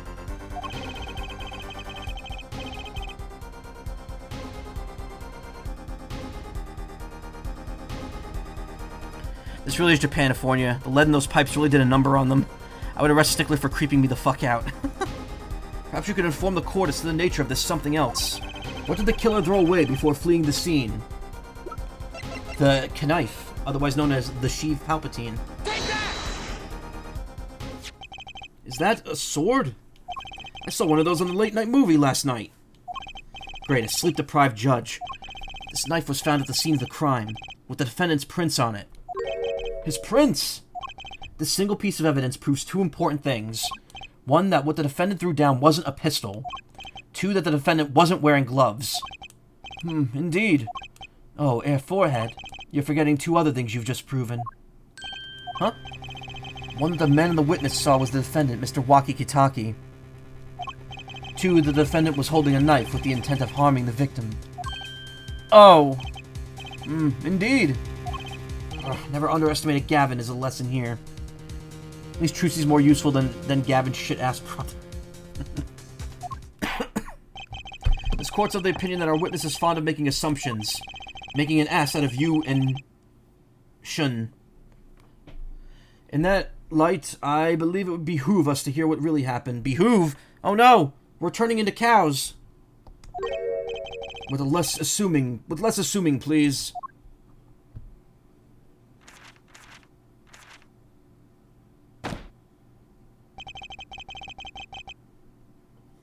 It's always the same with you people. Mark left the house on foot, and 5 minutes later his brother left after him. How long would it take Mark's brother to catch up to him? Assuming that Mark never had to stop for a traffic light. Assuming. Yes, that's what I said. Assuming.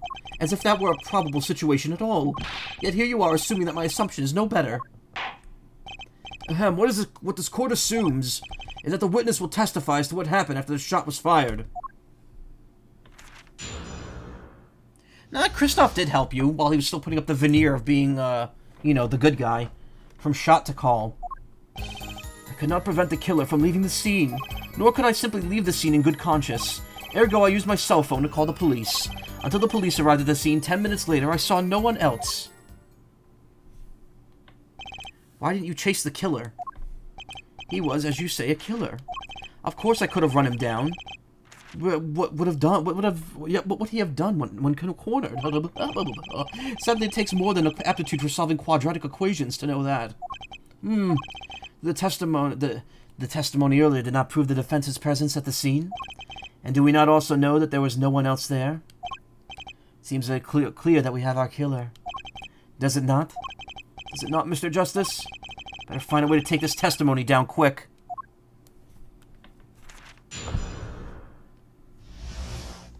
From shot to call.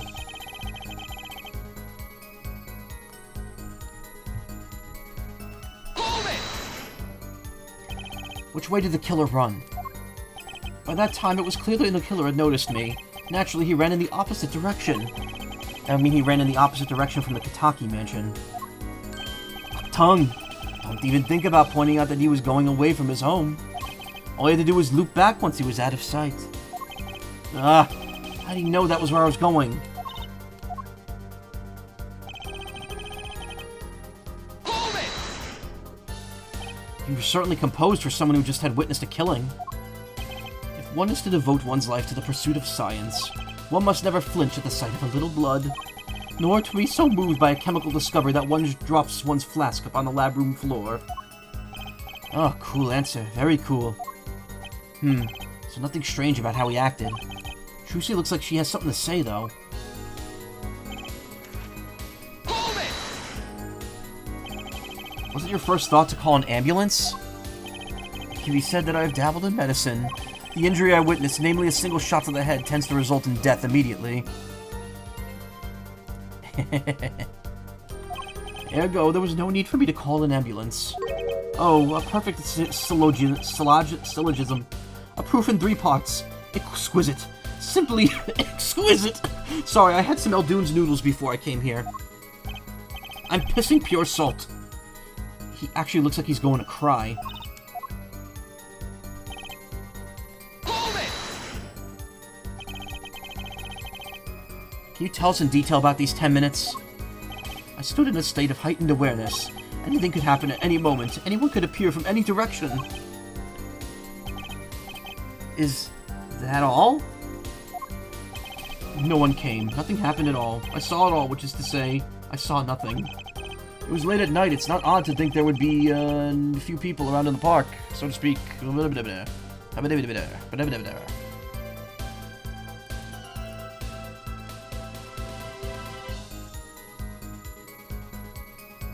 Sorry, I'm checking something real quick.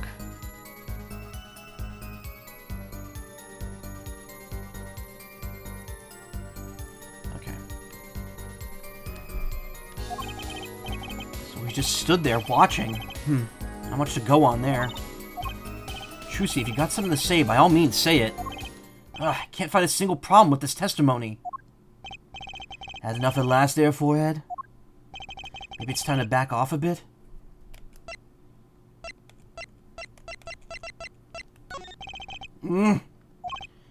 There's nothing fishy about that testimony at all. It appears there are no objections to the witness's current testimony. There are a number of ways to explain the lack of prints in the pistol, I assure you. Perhaps the killer really was wearing gloves which wiped the previous user's prints off. Then after the deed was done, this fell out of his pocket as he was throwing the gun away. Mistake befitting of a small-time punk, in my opinion. No. No! Monkey face. Seems we come to the end of the line here. No, that can't be all. How unfortunate. Seems you weren't cut out to stand on the same stage as me. Were you, Air Forehead? I believe this brings the cross-examination to a close. This court will now declare a verdict for the defendant, Waki Kitaki. Eek! I cannot scream. By the way, assailant in the courtroom. Trucy! Nobody move. What's the meaning of this? Who are you? There'll be no verdict in this court. Not yet. Wait, are you one of the Kitakis? The Kitakis? You mean the notorious gangsters? If you don't want to see me give up the pretty little girl a new smile, you'll do as I say. Adjourn the court for 20 minutes. What? This court will not bow to the pressure from the likes of... Yeah, Judge. I see little point in further aggravating this gentleman. Recess, 20 minutes, so I promise you, you'll regret it. Wait! How did he disappear so fast? Bailiff's K-hole just as this man snuck in under everyone's noses, yeah.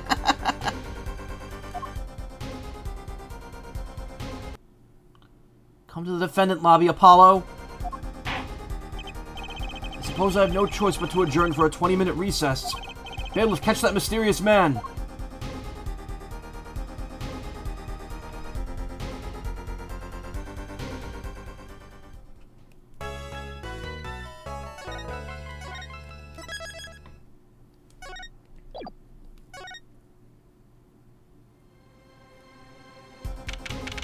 June 16th, 11:17 a.m. District Court, Defendant Lobby Number 2. Trucy! Trucy? You move quick, Apollo. Good show. Good show. Trucy, you're okay. I thought...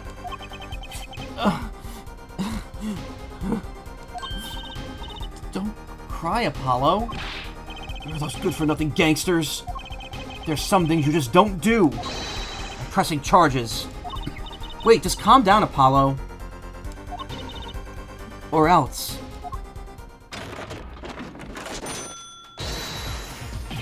Ah! What the heck is that? Surprised? This is one of my best tricks. The amazing Mr. Hat. You fooled an entire courtroom, so I'm sure Clavier wasn't fooled at all. He saw right through the fuck through that. You look marvelous, darling.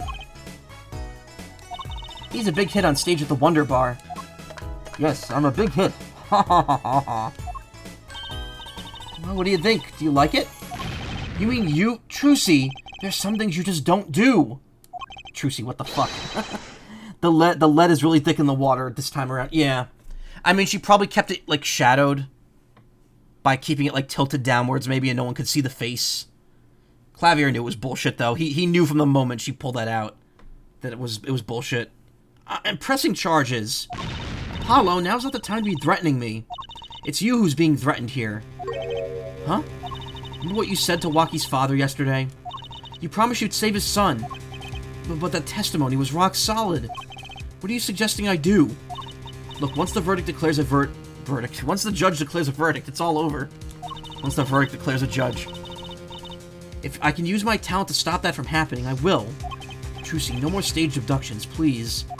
I'm not talking about magic, Apollo. I know when the witness isn't confident. I can perceive what he's feeling. It might not mean anything, but it's all we've got. You can see what he's feeling? Think back, Apollo. Think back to the times when there's a contradiction in his testimony. Every time. All the times there was a contradiction in his testimony. Actually, I don't remember them exactly. Good thing I do. There were 2 times when he made statements he wasn't confident in. And each time there was a contradiction. In his hand he held, yes, a pistol. It was pointed at the man pulling the stand.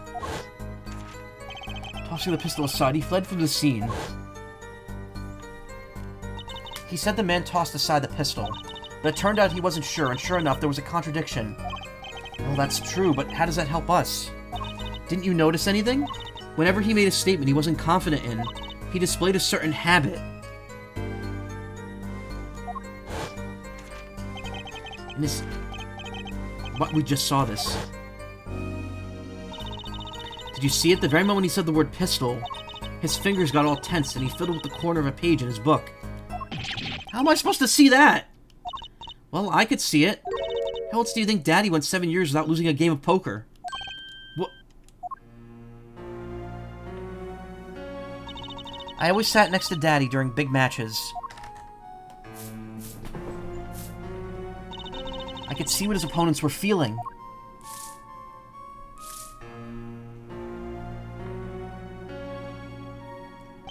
You mean that's how Mr. Wright won all those games? It's not cheating officially. I wasn't looking at their hands or anything. And I wasn't there all the time either. Daddy's quite good at poker after all, but not good enough to go undefeated for that long. Great, so he cheated, but what does that do for us? I don't believe this. You have to listen to his testimony one more time. No, scratch that. You have to watch his testimony. Perceive the truth. Watch a testimony. Perceive the truth. Metal Gear. Shagohod. Seems like an absurd excuse to explain a game mechanic, probably. I mean, is it any more absurd than using a magic jewel to see people's lives in the form of physical locks around them? The only thing I'm perceiving is that I'm going to lose here. Not true. Daddy said so. He said you have the power, Apollo. Mr. Wright said that? Watch the testimony, perceive his true feelings. Is she serious? Time's up. Sorry I can't think of any other way out of this, Apollo. What was it she said before the trial started?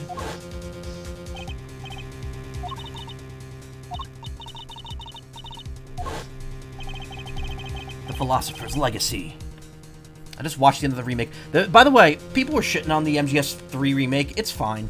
It's fine. Like, the biggest issue is just that it's a very one-to-one remake. You're not getting much new out of it. But it is a damn good remake for what it is. The graphics look fine. I know people are getting pissy over some of the scenes like not looking as good, but they are pretty damn... It is pretty damn good, the way they upgraded the visuals. The voice acting being the same voice acting as you know, 2004, though, is kind of weird. But it is what it is. Is this what he meant by us being fine? Well, methods aside, she did avoid one guilty verdict today already. I'm gonna show this court what I'm made of. Get ready for justice! Imagine them remaking the game in any other way. After all, MGS2 already exists, yeah. I played that earlier this year. God, the end of that game is a fuck. It's a fuck. That's the only way I could describe it. Let's do it. Apollo, I'm starting to think I can do this. I knew you could do it all along. Oh, one more thing. Huh? Try to cover for Mr. Hat the best you can. I just flew in from the coast and boy, are my arms tired. Right. Still thinking I would play the original MGS3, though partly because I have like 3 copies of it and gotta play one of them. One of them is the 3DS version, should do that. So fun fact, the 3DS version of MGS3 is not only the first time I played MGS3, that was my first Metal Gear game, period. The 3DS version of 3. I'd seen a lot of the Metal Gear series before that, but the 3DS version was the first one I played, and let me tell you, that 15 to 20 FPS was very cinematic at the time. Also, actually playing it on the 3DS was very, very difficult.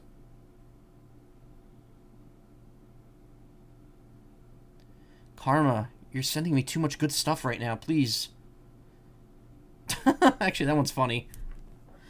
Didn't some of the voice acting get redone with the same VAs? I think a couple lines got redone, but like most of the dialogue is exactly the same. Like for Major Zero explaining some of the tutorials, you can hear when they like cut up his dialogue and just reused old lines that were like recut up, and some of them sound awful as a result. But hey, it's better than the alternative. I don't want it, as long as they're not using AI. I don't care. They're doing it true YouTube poop style, and I respect that. I respect the grind. Would play it on a 2DS, which is an even better experience. I do wonder if it could be overclocked on a new 3DS, though. Maybe. I don't know if there's a hard cap on it, on the frame rate. I will say, though, the 3DS version, for all of its quirks and weirdness, it is still Metal Gear Solid 3. So if you just want to play the game in like a weird, wacky way, absolutely recommend it. It's fine. The cool thing is that you could take custom camo patterns with the camera, which is really funny. You can make some really broken and stupid-looking camo with it. Could be stable, at least. I think it was pretty stable on the 3DS already. It was just, it was just less than 30 FPS. So people were kind of, about it. I have the Vita version, too, which is probably more ideal for portable play. I mean, I have the Switch version, the Master Collection version, which, at that point, is the definitive edition of MGS3, so that probably is, like, the most ideal way to play it portably, even though it doesn't run at 60, unfortunately. Anyway, we're talking a lot about, Metal Gear here. June 16th, 11:40 a.m., District Court, Courtroom Number 4. Court is now back in session. Right, we're fine. Ahem. I'd like to say to the young lady standing next to you, Mr. Justice. Oh, you mean me? Don't you have anything to report? Anything concerning the mysterious phantom and the silk top hat? Ah, right, him. Don't worry about him. I settled that. You settled that? Yes, it was an out-of-court settlement. Right. Perhaps Fraulein would have liked us to believe it was nothing more than a passing dream. A fantastic illusion. Now you see it, now you don't. Am I right? I think he's onto me. Wish you would stop being so cool. Let's dispense with these niceties and get straight to the matter. What are your plans for our gifted witness? Right, the defense would like to request another cross-examination here. Because I forgot to ask something. There was no issue with the witness's previous testimony. I will grant your request, however, but this court will not permit stalling for time. Understood, Your Honor. Don't forget, Apollo. When he isn't sure about something, he has a habit of fiddling with his book. I think this is the last time the game spells out what you have to look for, thankfully.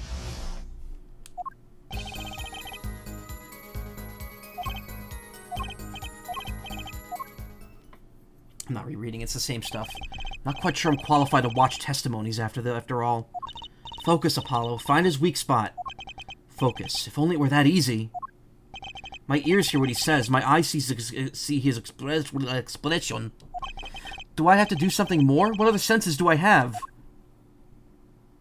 Taste, clearly. You have to go and, like, lick him. What's this? My bracelet.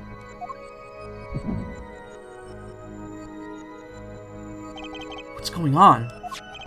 My bracelet feels different somehow. I think Daddy was right. You could see it, can't you, Apollo? You're almost there. Find the weak spot in his testimony. I know this sounds crazy, but my bracelet's trying to tell me something. I don't know about 3, but I remember 2 had better performance on Vita than Switch since it had an uncapped frame rate, yeah. They've updated the other versions, though, so I'm not sure. I think, that said, I think Switch does still run at 30 for that.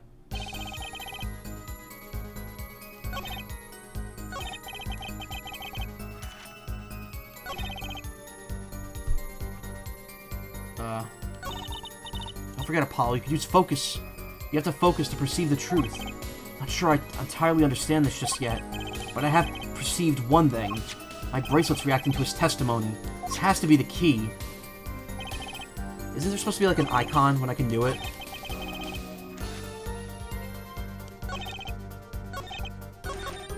I mean, he's only flipping his fingers in this one.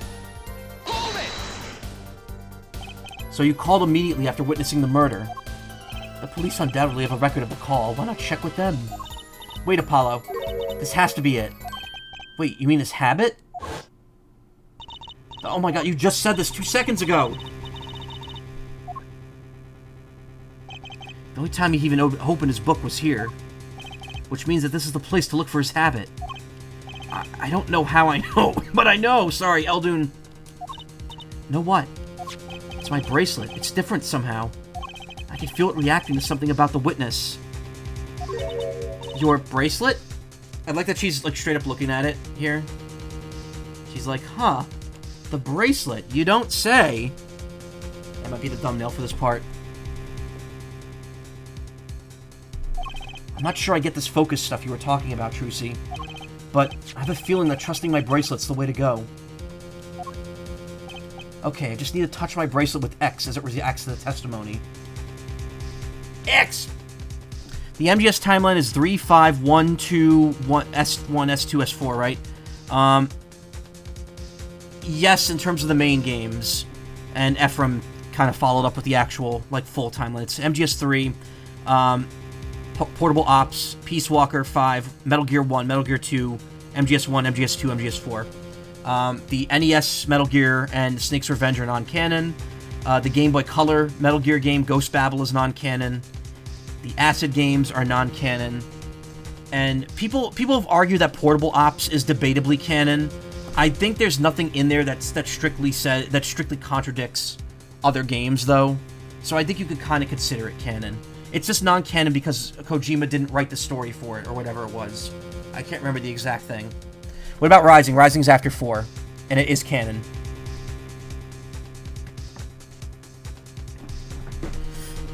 Making the mother of all omelets, Jack. Can't fret over every egg.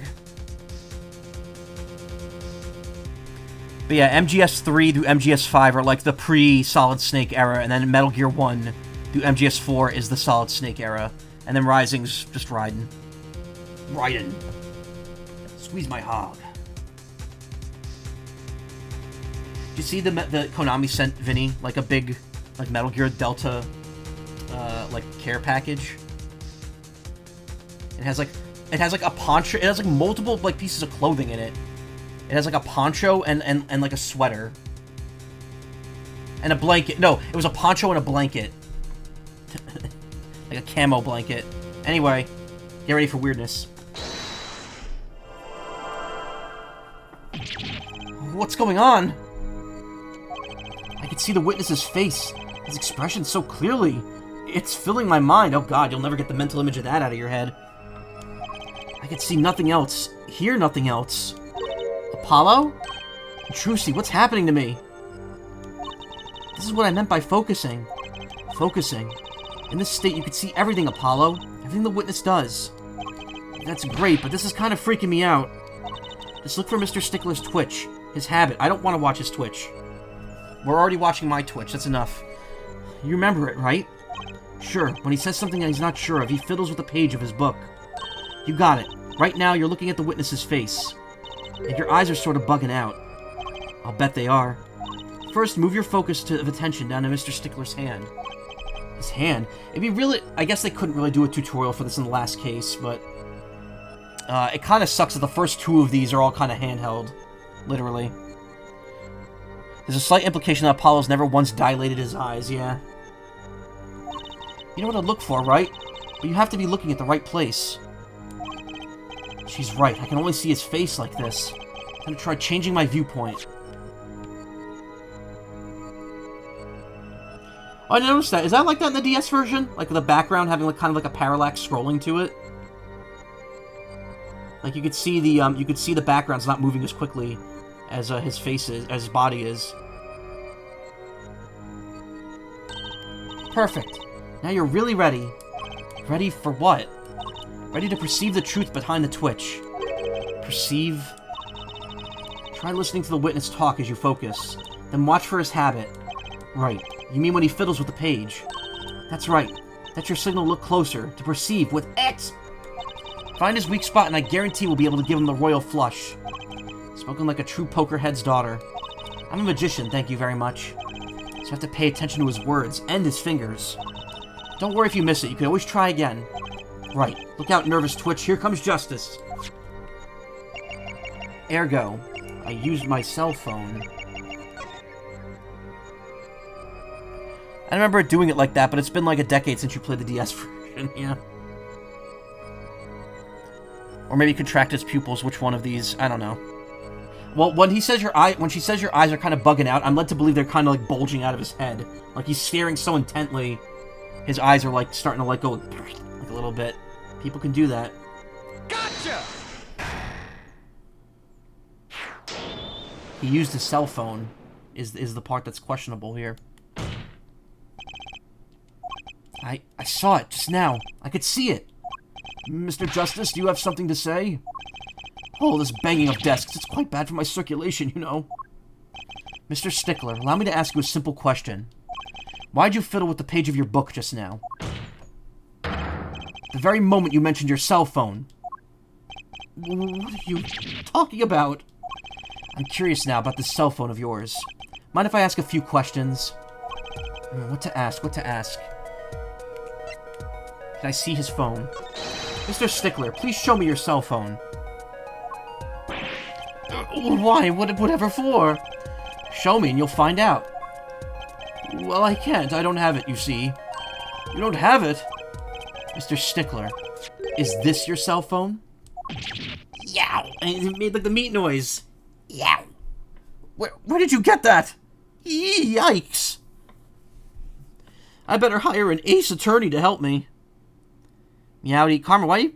Stop saying you're back. Karma, like you're not saying you're leaving. Are you okay? What's wrong? And don't lie. That's the phone from yesterday.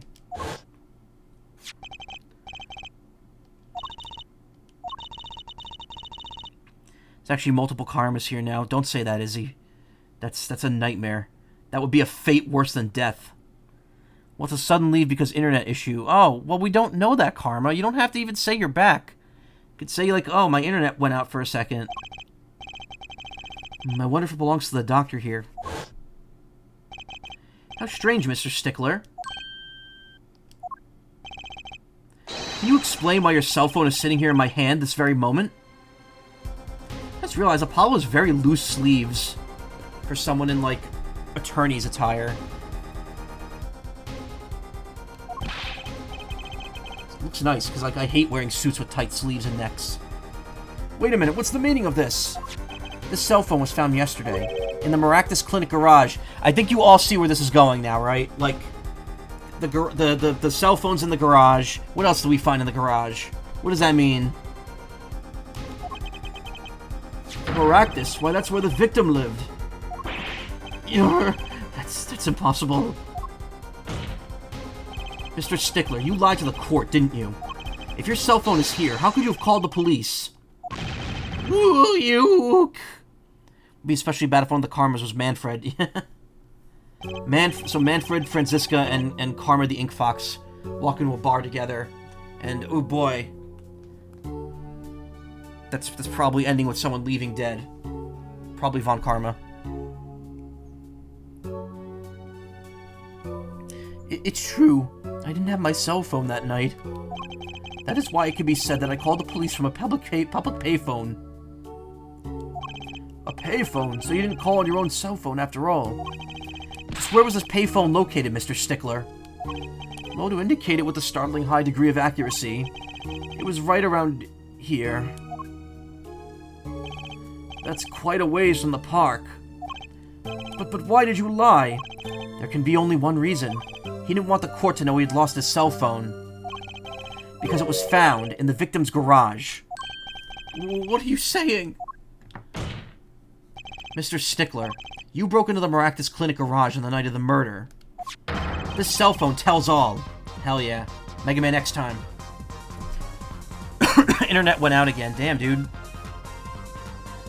Or the shovel... I just bought a bundle that was on the sale in the Switch eShop, and oh no, the Switch menu shows the game card added screen for each individual game. It only added for like 3 games, but imagine it was for the MGS Collection or whatever that had like 5 or 6. MGS Collection was 5. It was the each game plus the 2 MSX games and then the bonus games, the NES games, as one.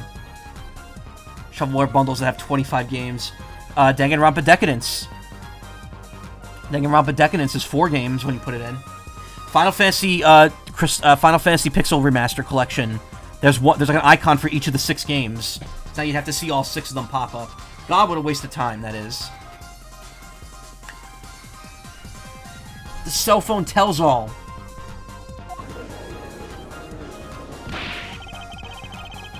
Are you applying Danganronpa's shovelware? No. I'm just giving examples of games that pop up with more than one square. Oddly enough, the Patapon collection is not 2 games, even though when you load each game from the menu, it like clearly loads like an emulated version of each game. You would think they would just have made like a single screen for both of them. Or a single like icon for each one. But no, the Patapon collection actually has a proper splash screen in it. I hope in 2x2 Gundam Tanaka lives. Oh man, same. Also, sorry for anyone who had not played Danganronpa 2 yet, and I just spoiled that for reading that out loud.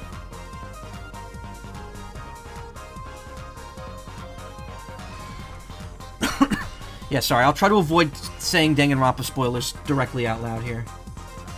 In general, I'm trying to avoid spoilers for stuff on stream that are unrelated. But that's ridiculous. That makes it sound like I stuck into this fellow's garage to commit some crime, as though I was trying to kill him. Well, Dr. Maractus was killed that night. Well, yes, but no, this line of reasoning has to be against the rules. Yes, it's true, I lost my cell phone, but you can't prove that I lost it that night. Well, Mr. Justice, if that cell phone was dropped the night of the murder, it does raise considerable suspicions as to a connection with the crime. Now's your chance, Apollo. Connect Mr. Stickler to the crime. Oh, he's already connected enough. I just have to prove it. Well, do I have a piece of evidence that could do the job? Can I prove the cell phone was dropped on the night of the murder? Yes, I can. Of course I have evidence. Ooh, I like your swagger, Air Forehead. Hit it. Court will see this evidence, Mr. Justice. Hit it, as they say. The evidence that proves the cell phone was dropped on the night of the murder is this. Take that! That's a side view mirror. As it so happens, Dr. Maractus' car was in an accident that took place the night of the murder. An accident? Oh, I don't know why my voice did that. Pata bonk. Patamon. Patamon. It's funny because I've been very, I've been drawing, I drew some art of Patamon last week. And I originally, I kept calling it Patapon, like a couple of weeks ago, and I was like, man, you sure have to use Patapon a lot in this fucking, D3, which I haven't played with in a few days. I've just been way too busy to, give it a good shake. I'm raising Wormmon right now. Wormmon. Because I just unlocked him. An accident. Going off on way too many tangents here. It happened a little after 9 p.m., just outside People Park, our murder scene. Dr. Maractus' car hit a pedestrian. What are you trying to say? From the absence of a mirror, it's clear the car was parked after the accident. Which means it was parked there after 9 p.m. on the time of the murder. The night of the murder. If your cell phone had been dropped before the car was parked in the garage, then it would have been crushed. After all, it was lying on the ground, right under the wheel. Ergo, Mr. Stickler, the only time you could have dropped this in that garage was after 9 p.m. the night of the murder in the park. Yeah,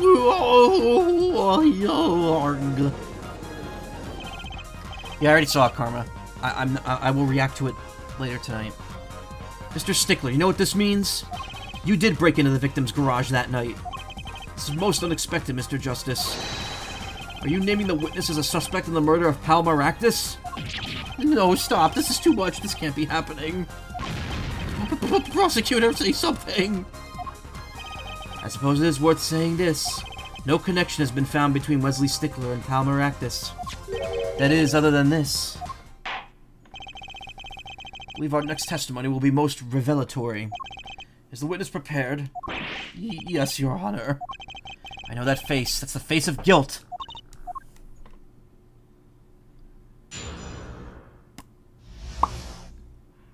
Stickler's truth. That night, yes, I went to the supermarket. I must have dropped my cell phone on the way back. And when I was walking to the park, I happened to witness the crime. I saw the killer, the victim, in the stand, all clear as day. It was him. I saw the defendant at the scene. Yes, but your cell phone was lying in a garage. Yes, well, as you could see, my model of cell phone has a defect. It is given to rolling. It's quite a pain when I drop it alongside the road, you know? Looks like a normal cell phone to me. In any case, Mr. Justice, the cross-examination, please. That's funny. My bracelet didn't react at all during that testimony. His nervous habit must not be acting up. I didn't sense anything either, actually. Looks like you're on your own this time around. Right, no problem. I hope. Here comes justice. Hey. That night, yes, I went to the supermarket. So you went shopping, which means you were holding a grocery bag when you witnessed the murder taking place? Well, yes, of course. Incidentally, the prosecution has received no report of this domestic detail. Mr. Stickler, can you explain yourself? No, I mean, yes, I did go shopping, really. I walked around the supermarket trying out the free samples. It's a deeply spiritual time for me. I'm sure the store clerks would disagree. Do you think sampling free food counts as a religion? In any case, that night, I sampled to my heart's content and was on my way back home, yes.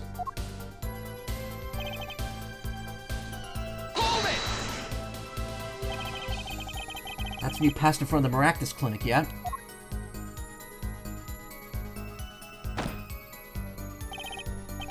Well, yes, that's correct. That was a pretty suspicious pause right there. Mr. Stickler, do you think you could be a bit more specific?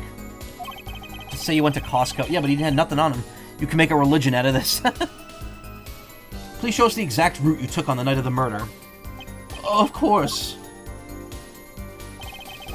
The supermarket's here, along the main road. My way home from there takes me past the Maractus clinic. This is probably when I dropped my cell phone. Yet woe as I walked on, unaware of my loss. And walked right into that fateful park.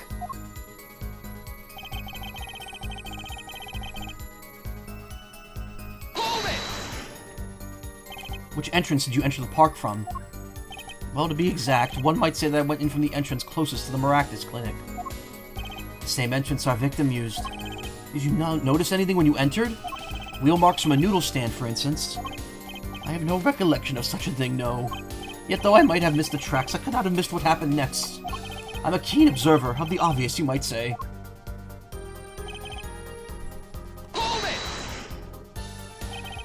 The testimony is the key.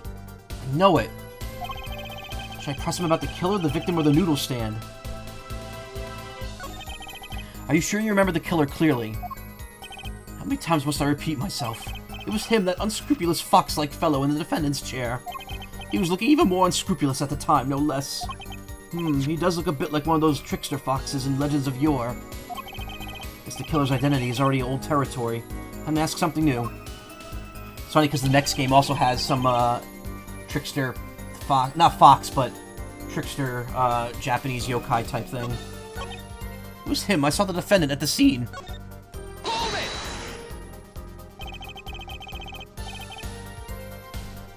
Wonder if they've contradiction that map at any point, talking about stuff relative to where the right office is. Like, the only thing I can think of is the hotel being across the street, but nothing's wrong there. Yeah. No, as far as I can tell, nothing's off with the map.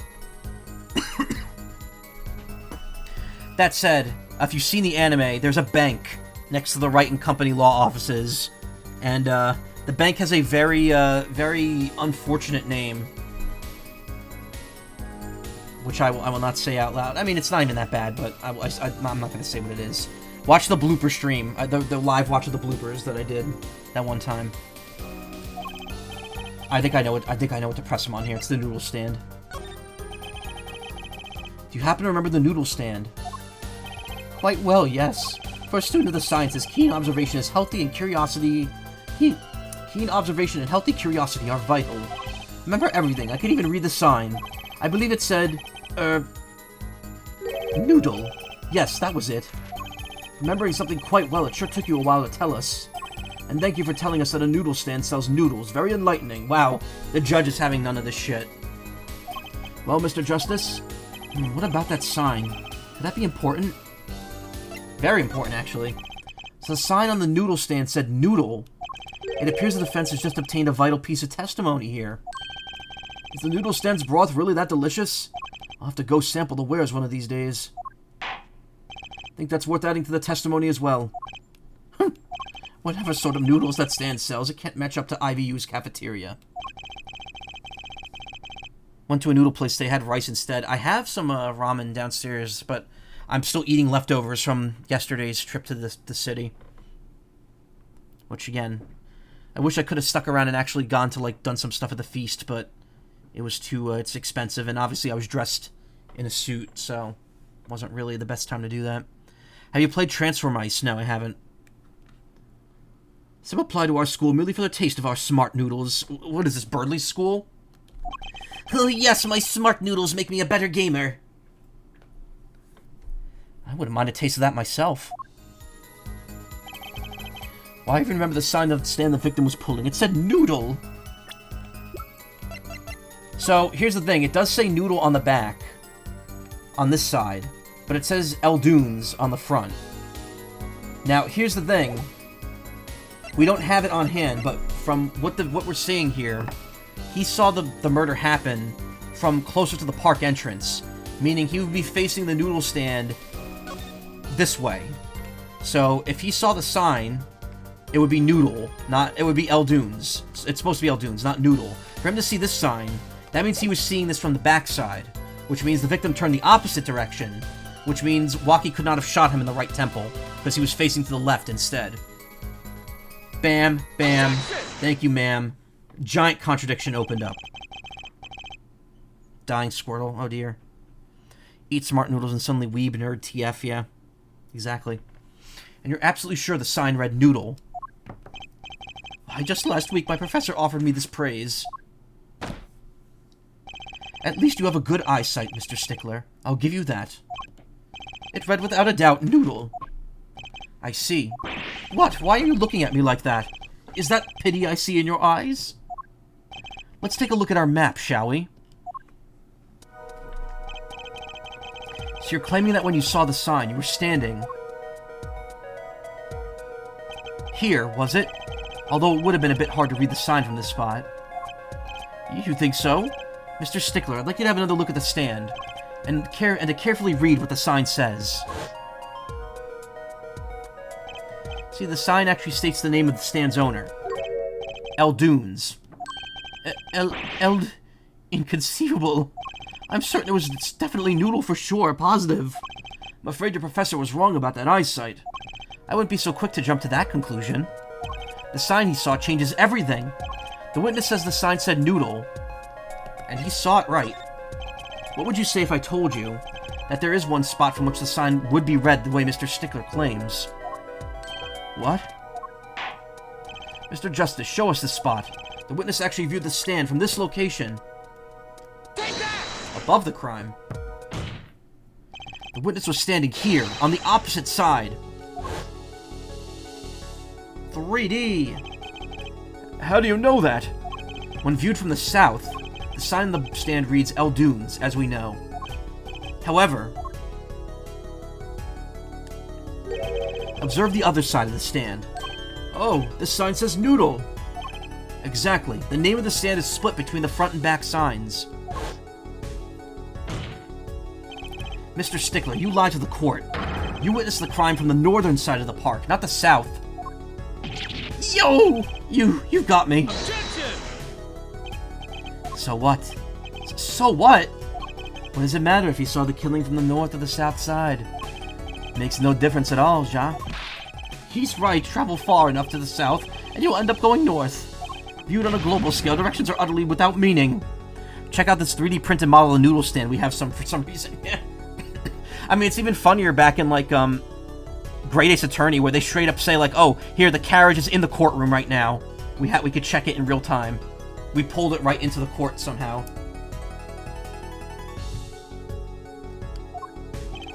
Actually, maybe he's right. What does it change? Changes everything, Apollo. Trucy, remember his testimony from before? Though, to be honest, I'm a little scared of where this is leading. Yeah, we're going in. Buckle up. This is the best 3D we could afford at the time. The killer and the victim are facing each other here. Wait, I love how they turn. Yeah. The way the limbs and the head move are really funny. Then at the moment the killer raises his weapon, Mr. Stickler shouts. At which point the victim turns his head to look. And the killer fires his pistol. Boop. Wait, I have a there we go. That's a good X noise. That's when the bullet hit him in the right temple. No contradictions, right? Right. But if Mr. Stickler was standing on the north side of the park, that reverses the whole scenario. Let's spell it out, because our fan base is 12. Completely. If Mr. Stickler shouts from where he is now, and the victim looks in his direction,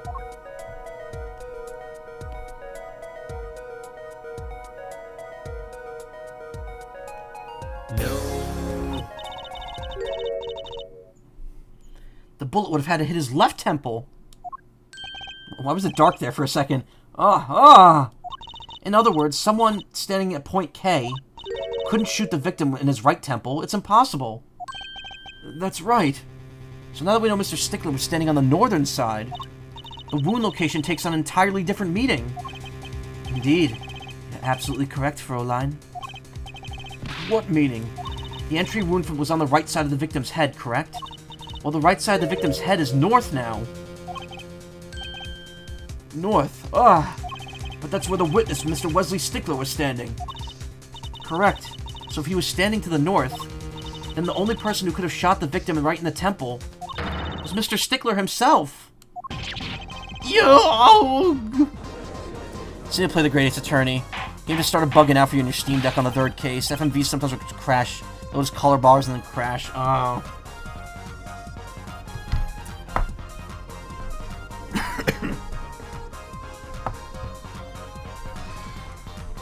Order! Wow, the apple didn't fall from the the apple didn't fall far from the tree. She's flipped this whole case on its head while I was still figuring it out. Objection! I want to point something out here in a second. So, he just clearly slammed the back row, right? Well, just wait. Clarify one point for me, if you would, Air Forehead. What now? Are you truly accusing this college student of murder? Well, I can't exactly say he looks innocent, but something still doesn't feel right. I just can't picture him as the real killer. No, please, looks aside, I'm really a nice guy. Oh, my friends say so. Let's hear what the defense has to say. What are you going to do now, Justice? Should I really accuse Mr. Stickler? Accused of murder, accused of another crime, no accusation. Well, obviously the one that sticks out here is accused of another crime, so... I don't think Wesley Stickler's a killer, but he's not innocent either. All one of his friends. His unusual silence tells me that much. Mr. Stickler, you seem unusually quiet. Tell us why, now. The word confession isn't in my dictionary. Yeah, Forehead. I'm afraid it falls to you to elucidate Air Stickler's silence. Mr. Justice, you did say you were accusing the witness just now. For a crime other than murder. Your reason? Court's all ears. God, I know he's guilty of something. What crime other than murder is there? Do I have evidence that shows his involvement in some other crime? Your evidence? The court is all eyes, Mr. Justice. Show us evidence that points to the witness's involvement in a crime.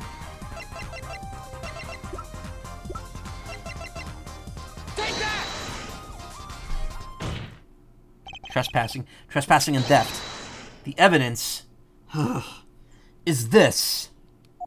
What is that? Woman's underwear. No, but the word ass-kicking will be in your dictionary in just a minute. Yeah. What crime other than murder is there? A great question in the Ace Attorney world, honestly. Yeah.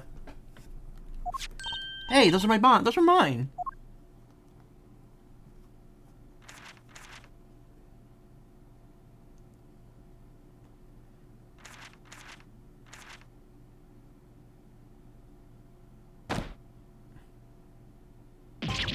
Don't look at me like that! Okay, wait, right there. Hold on. I want to derail this for a second to show you something here.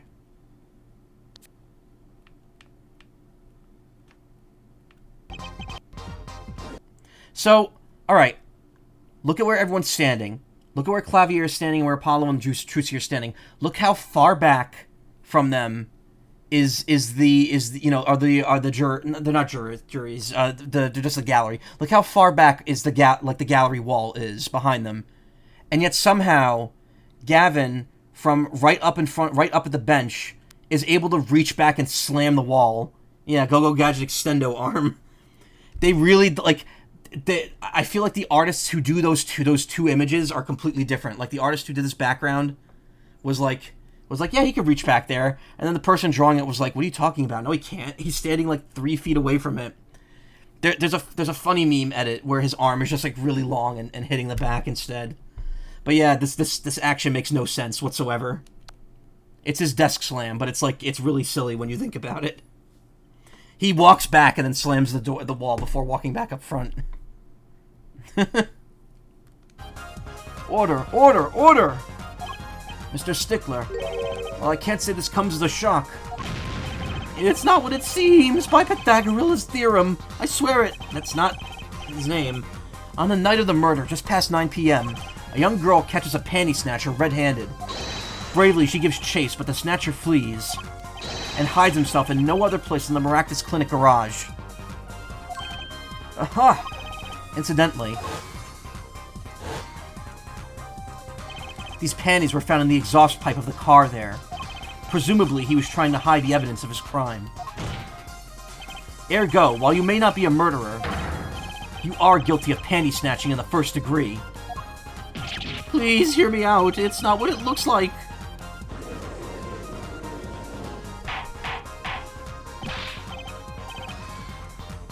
Order, order, order! Mr. Stickler, you should be ashamed. It's not what it seems.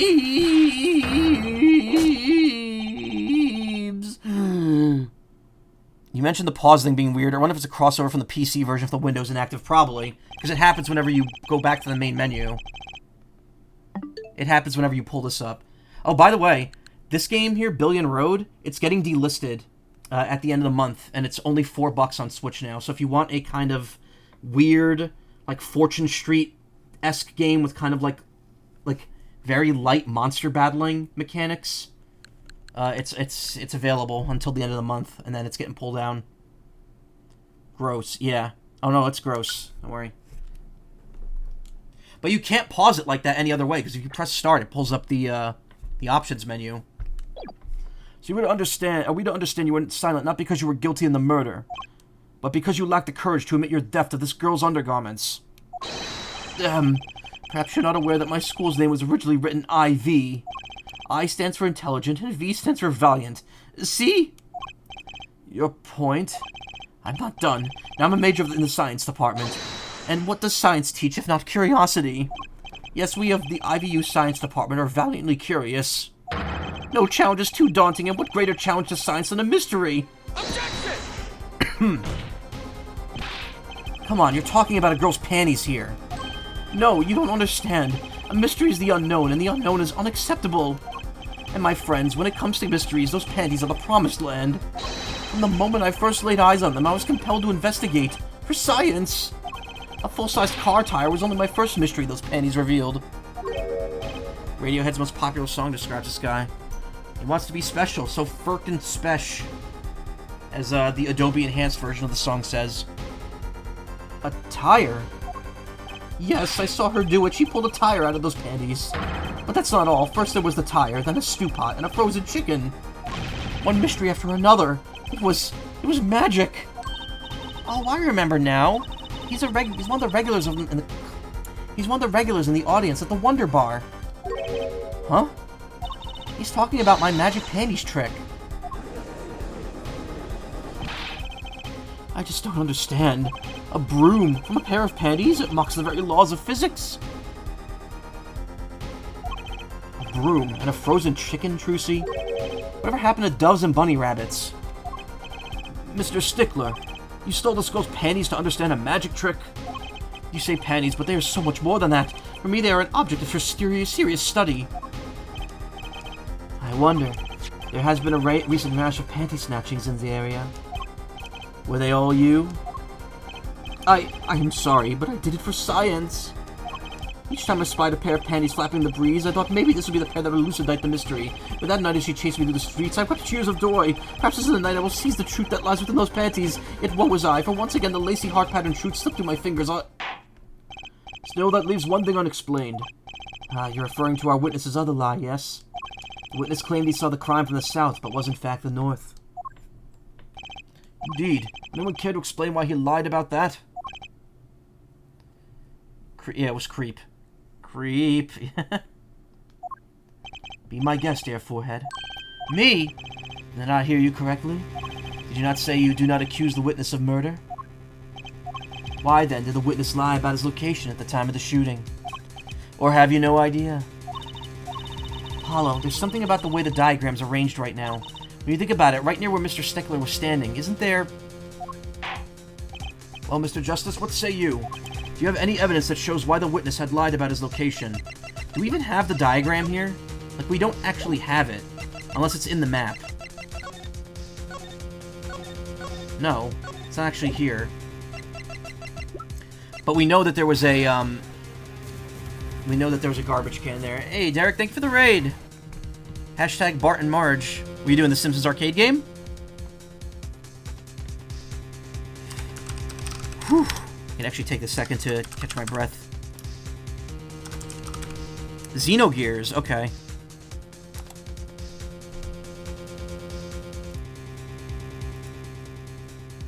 All right, 40th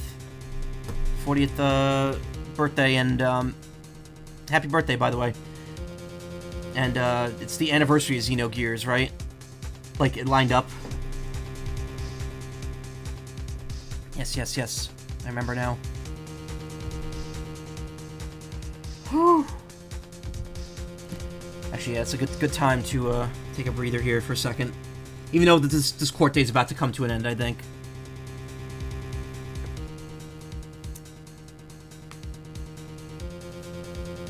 Hello, everyone. Hello. Old as Mario, huh? Yeah, I guess so. Yeah, Mario's 40th was last weekend. Blech. And my 40th will be in less than 2 years, so... There you go. I guess who's not feeling too young tonight. Hello, Raiders. Hello, anyone who's coming in, sticking around. I'm Michael Macaw. I'm a variety streamer and PNG tuber. Usually not a human. I'm usually a bird. But during visual novels, I tend to be human. Stick around if you'd like. If not, thank you for stopping by. And Derek, if you need to take any self-care, if you're heading off, thank you so much. I'll take good care of your community. Thank you.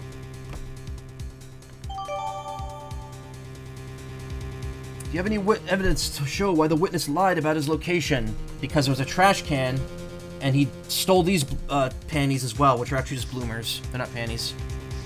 Mine's less than 4. Oof. Oh god, my back is hurting just talking about that. Take that! The evidence that shows why he lied is this. What? More panties? How many panties are you carrying in your pocket, Air Forehead? These are the last, honest. These were found in a trash can at the theme park. The theme park? There's no theme there. Looking at the diagram, we see that there's a trash can was right next to where the witness stood. Mr. Stickler, you didn't... Alas, I'm a failure as a scientist. I can't unravel the mysteries of the universe. I can't even unravel a pair of panties. So, these panties are your handiwork as well? That night, I'd been chased, hounded into the Maractus Clinic garage. Weeping in frustration, I was forced to abandon my prize. Don't you see how I felt? Believe me, I'd rather not. I hid in the garage for a short while, then abandoning the panties, I made for home. To avoid the office where the girl works, I went towards the south entrance. When I saw them hanging there on a clothesline by a giant mansion. A giant pair of panties. Apparently he didn't know these bloomers belonged to the mob. I had them safe in my pocket, ready to take home, when I stumbled upon a murder. The murder of Dr. Maractus. I reported what I had seen, but as I waited for the police to arrive, I got scared. What if they had searched me? That's when he disposed of the bloomers? Yes, as it was a severe blow to the progress of science, but one that had to be borne. A fascinating if disturbing tale.